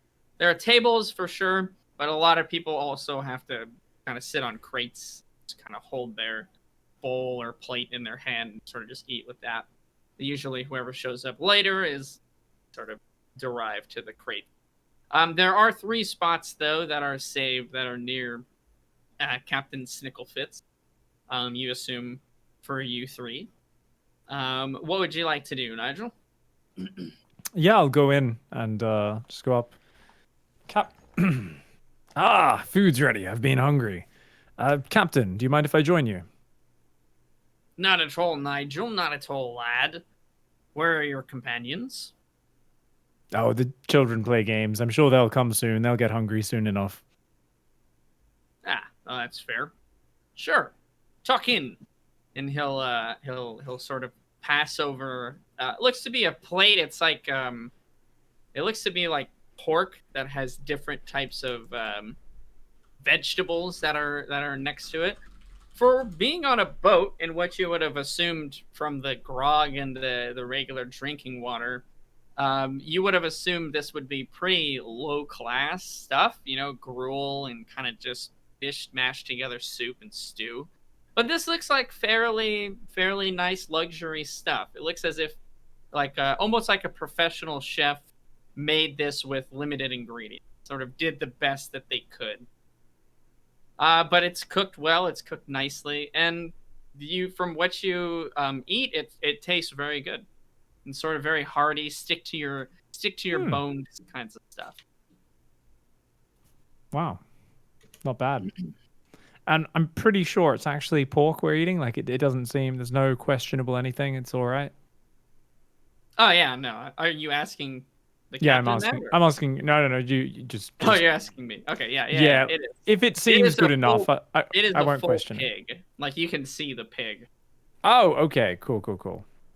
Awesome. Yeah, so you feel pretty confident that this is pork. Well, I compliment you, Captain. I was expecting the fare to be much more basic, but this is hearty and it's feeding my soul.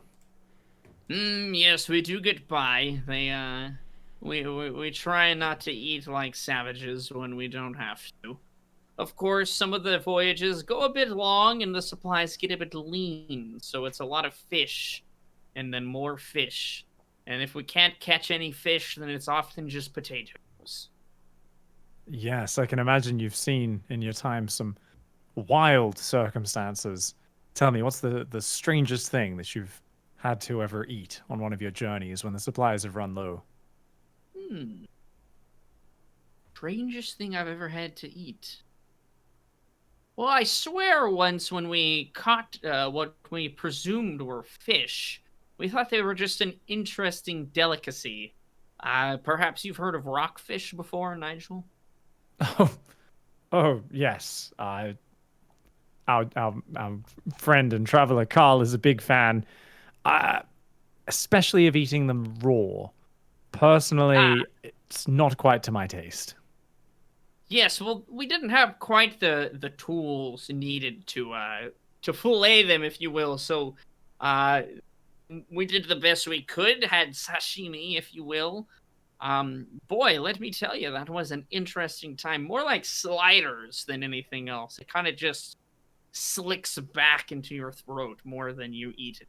It was pretty disgusting. I've had rotten oysters tasted better than that. Oh, yeah, that about sums up our experience. I don't think either of us really kept any of it down, though Khaal absolutely loved it. So, yes, it is good.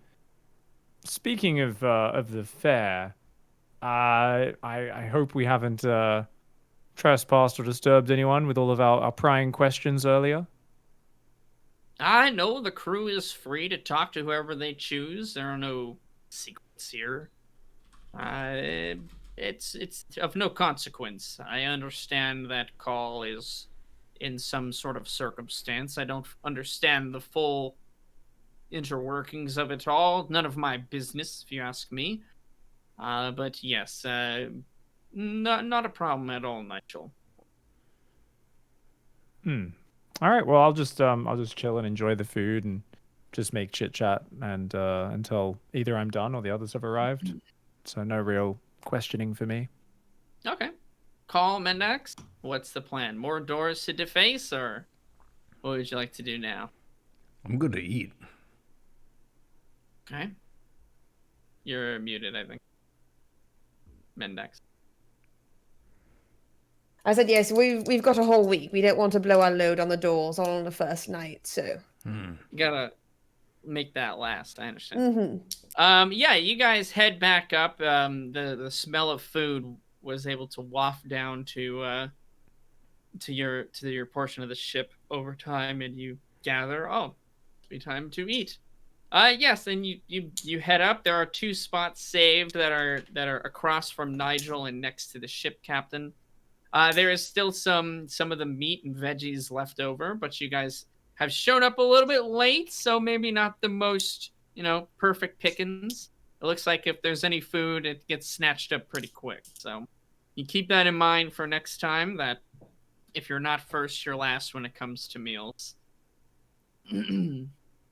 But they weren't rude. There's still certainly food left over, so you guys are free to take a seat. If you'd like to talk with anybody, you're more than welcome to do that as well. I think I'll grab some food and pop down next to Nigel if he's still there. Yep. Nigel's still chowing down, enjoying some nice warm meal after such a cold and dreary day. I must confess, I have a bit of curiosity about our esteemed ogres. I've never met ogres before. How do you decide which way to go? Yeah. Prungle and Bungle are sitting actually on a pair of crates behind you. Off a little bit. They're too big to really sit at the table. You see now that Bungle is awake. And they each have their one of them is holding a plate, the other one has a fork, and they're sort of eating one head at a time as they want to. Krungle, the sophisticated one, will put his fork down and take a napkin and kind of clear away the food particle from his face where Bungle couldn't care less about it, and takes the rest of the plate and starts eating off of it with one hand. He goes, well, I suppose we've been doing this for a long time, born this way, of course, so we get around, we figure it out. He controls the left half, I control the right. We come to an accord. Sometimes, of course, there are disagreements, just like with all brothers. That makes sense. Did it take longer to learn how to walk? If you have to work together?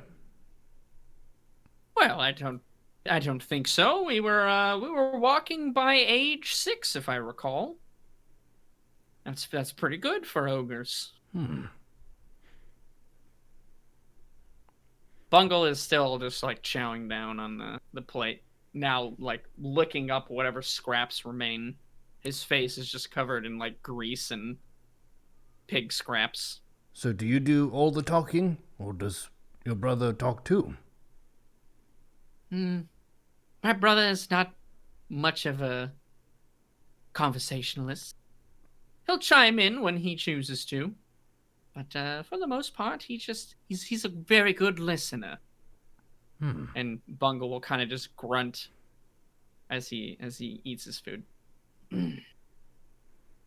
I usually take care of the intelligent decisions. It's good that you're specialized. What does he take care of? He takes care of the non-intelligent decisions. If there's fighting to be done, if there's things to be moved, I'll let him take over and take care of it. Very good. It's rather nice to meet an ogre, or 2 ogres. I'm a Kenku, Yes. but I'm sure you're already very familiar with one on the ship. Certainly. We have been sailing with Kaveka for a number of years now. It's quite a delight. He's not much for words either, but yeah, fair enough. To each their own. How about you then, Khaal? Why has your journey led you here? What are you all sailing towards? Not often that you have passengers going to Dagger Shelf. We seek to reclaim a great evil and then seal it away. Some of it leaked out. I guess the cage or chamber or whatever wasn't fully tight and a little bit, So we're on a quest to go snatch it and put it back. Nasty business, it sounds like. Well, I wish you the best of luck on your journey. I hope that you return unscathed. As do I. But we've been through a lot, so I'm feeling optimistic about our chances. I feel less optimistic about this whole Exile Kenku thing. Maybe you heard of that. Just what I overheard. I hear a lot. You But, did hear us talking about the meatsmith. Yes. I remember that. We saw the door. It's just, We didn't go in. that's for the best. That's for the best. The food is good, though. It's lovely. Bungle loves it, don't you, Bungle? He'll just grunt loud again. Yeah. I'll kind of try to do a Kenku grunt. In solidarity. In case that's the ogre for this is a good meal. Yeah, he'll just continue eating. He's now cleaned the plate off, and he actually starts to kind of crack and chip parts of the plate, crunch on it. I think I have a way of connecting with your brother. Well, that's great. Not many understand him. Does he know how to arm wrestle? And I'll put my Yes. hand on the table. And he'll stop, and he's kind of just chipped another piece off and is crunching on it, and his eyes will light up a little bit, and he'll put the plate down, or rather he'll put it in Krungle's hand. Krungle will sigh, boys, and Bungle will like wipe his face of like all the slop that's on it, and like wipe it on his side of the clothes, and he'll put his arm down as well to go for the arm wrestle. He'll nod and sort of put his giant meaty fingers around your hand, and you kind of, your eyes go to the yellow scarf that Brunt gave you as a prize, so it sort of emboldens your confidence. Oh, yes. Krungle will go, and he'll say, well, I suppose if you're going to do this, might as well make it interesting, boys. Any bets on the current tournament over here? We've got a bit of a test of strength. Haven't had one of those for a while. Khaal the Bets, anybody? Kenku, the Bets? barbarian, biggest, thickest bird. About to show the ogre who's boss. And Krungle will call over a crowd, essentially, and one does gather. Captain Snicklefitz gets up. Nigel and Mendax, you are all welcome to join in as well. Many of the crew members are betting on Bungle. I mean, he is a giant. He is extremely strong, and they've seen that strength come through time and time again. Some of them are betting on Khaal, though. They do see that he is also very strong. Mendax, Nigel, would you guys like to bet? Oh, I'm definitely going to bet on Khaal. Okay. I'll be a passive observer. Sure. Mendax, how much are you betting on Khaal? I'm going to go with 10 gold. 10 gold on the Birdbarian. The Birdbarian's going to take this. I know my boy Khaal. And Bungle, well, got himself into a right kerfuffle here. He's not coming out of this one. Fair enough. Krungle will try and sap out as much gold as possible from everybody to see. It looks like he's quick to recognize an opportunity to make a little bit of extra gold, as the house always takes a small cut, a meager cut, if you will. And he'll look at you. He'll look at Bungle and kind of nod his head as if he knows that he's ready to go. Khaal, are you ready? Oh, yes. All right then, boys. On three. I'm assuming you know the rules. You're going into your berserk rage. Oh, yes. Okay. Nice. Berserker rage activated. Feeling feisty. He'll count down from 3. On 3, gentlemen. 3, 2, 1. And immediately you feel Bungle's hand, like, the muscles start to, like, just bulge underneath his skin, as what looked to be kind of more of like a fatty arm looks like it was just almost pure muscle now that you're looking at it. His nails are well cut. It looks like just from moving boxes, it kind of just keeps them pretty short. Otherwise, they would crack and chip off. But it digs into the back of your hand as he goes to almost crush your hand before they even start. Give me a strength check. With advantage because I'm raging. Yep. 2. That one hit something. 13. Is it a check or a save?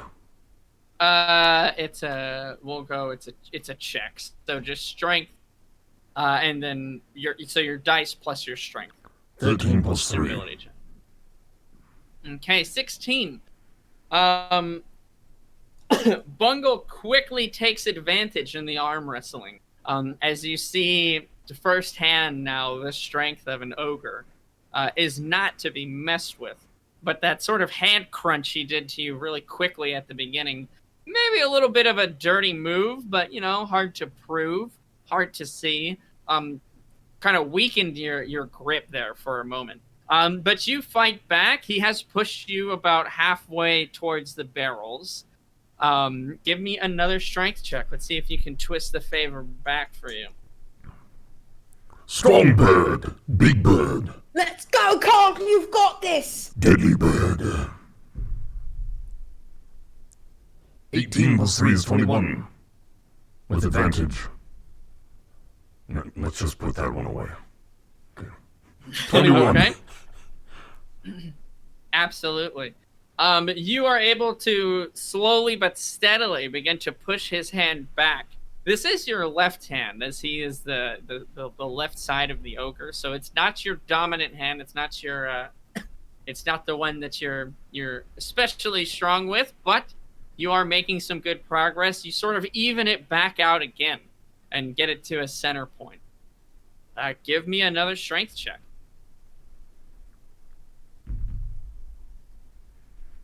17.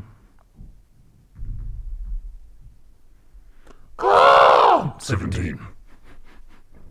All right, so a total of 20, is that right, or is that with your plus? That's with the plus. Gotcha. It looks like it is almost a deadlock even, as you neither of you are able to make any progress as the crowd starts yelling. They've never seen somebody last this long against the strength of Bungle. So some of the crowd is cheering, telling Bungle to finish this fool off. Meanwhile, a smaller portion, but still vocal, is cheering for Khaal to usurp the legend, essentially. You see Bungle start to he's clenching his teeth really hard, and you see drool start to kind of come down the side of his face. His eyes get a bit of a fire in them and almost seem to turn a bit red as blood vessels look to be almost popping. He goes into a berserker rage as well. Oh, shiz. Give me a strength check.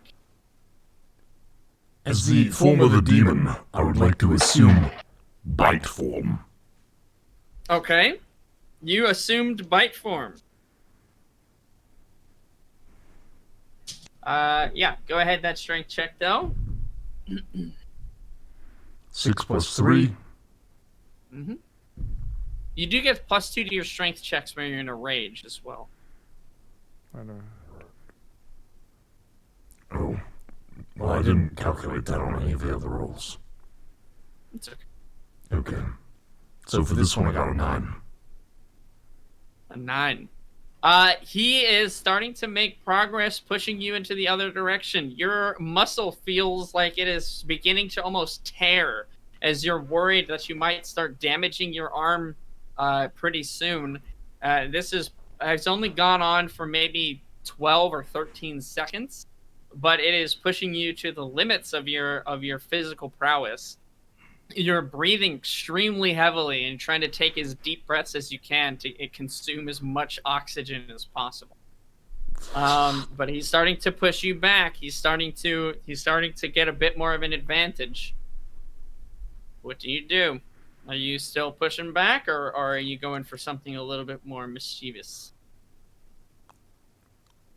I would like to, with my bite form, not bite him, but bite close to him, just so he knows. Going for intimidation. Give me an intimidation roll. Using your strength as your modifier. 15. Okay.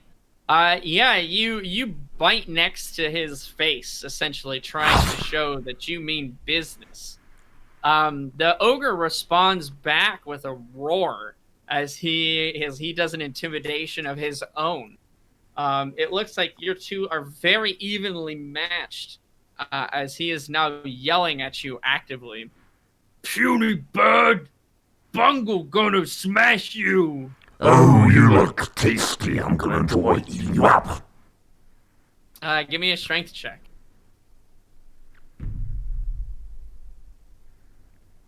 18. Total. Okay. Less than that.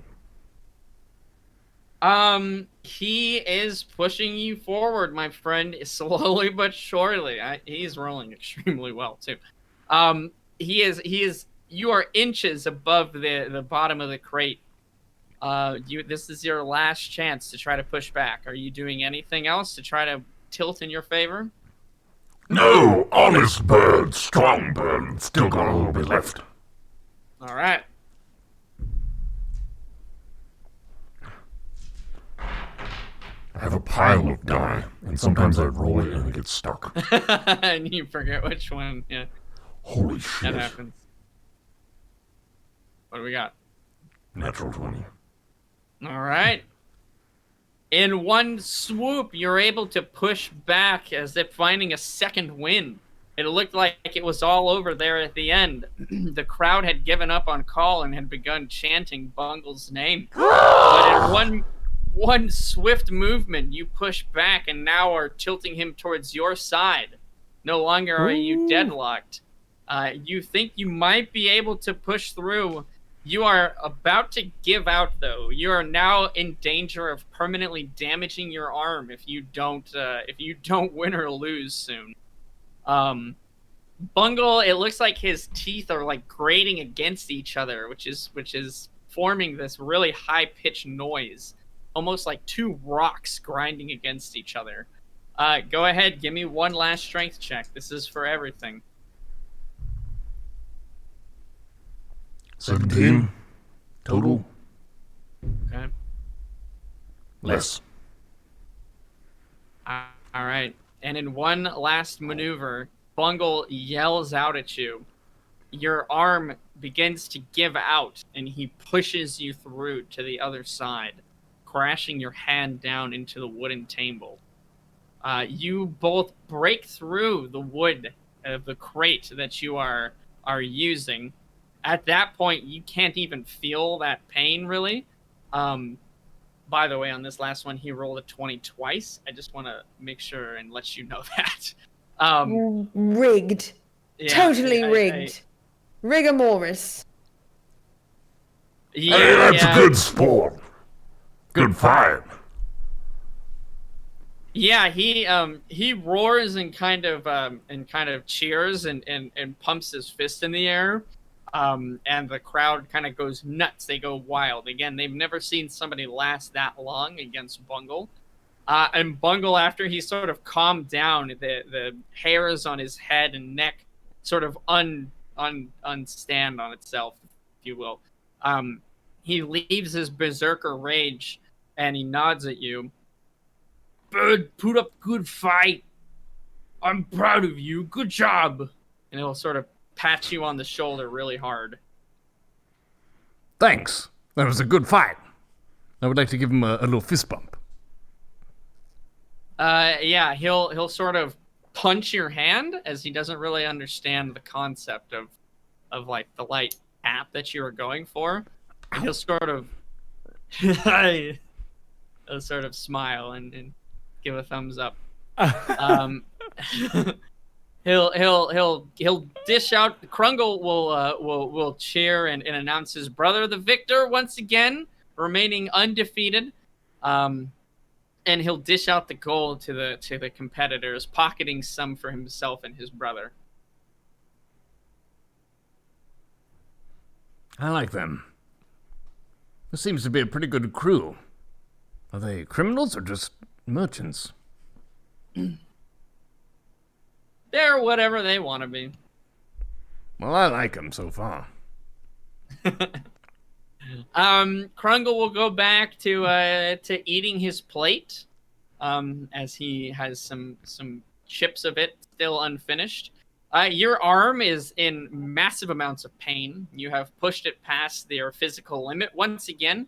It reminds you of the time that you arm wrestled against Brunt, and you fondly remember that encounter. fondly as you kind of clutch the yellow scarf, and you think about the journey that you've been on so far since your exile, and the unique people and friends you've made along the way, the stories you can tell. The arms I've wrestled. The arms you have wrestled. And apparently the arms you are still here to wrestle in the following days. And there, guys, I think is going to be a pretty solid spot to end this week's session. I think that seems like a pretty good stopping point. Still some boat shenanigans to get on with in the following days, but you have successfully made it through and navigated your first day in the hands of the Blackfoot Company. You've managed to deface some doors, to arm wrestle an ogre, and to start to demystify the interesting conditions of Khaal's exile. So overall, very productive day. Well done, well played. Thanks so much for the DMing. I think coming here on Who Wants to Be a DM, you've done a good first showing. I personally, as a judge, say I like the DMing, but I feel like there could have been a few more dick jokes. So I'm going to say no. Over to the next judge. Wow. Oh, wow. But we are on a DM judging show, right? With this scene, I'm pretty sure that's. Is that what this is? Oh, jeez. I thought it was a pretty good episode. I thought the grog, it could have been better. I was expecting it to be like a party ship fun time, and we would all be excited in the frozen wastelands having some really gourmet shit, but it was terrible, and I would say no. Yes, I mean, I hate to seem like I'm jumping on the bandwagon, but I did feel like there was a bit of the poo-pooing of the glory hole, and for that reason, I'm out. All right, well, I'll show you guys when I'm famous as a DM. You'll wait and see. You'll be singing my name. I don't have to take this. I'm out of here. I'll see you next time. Thank you all for tuning in. Good luck next time trying to find whoever is DMing. Probably A-pop, probably not. Who knows? William Apoptosis and the Hung DM. If any of you learn about Kenku magics, let me know.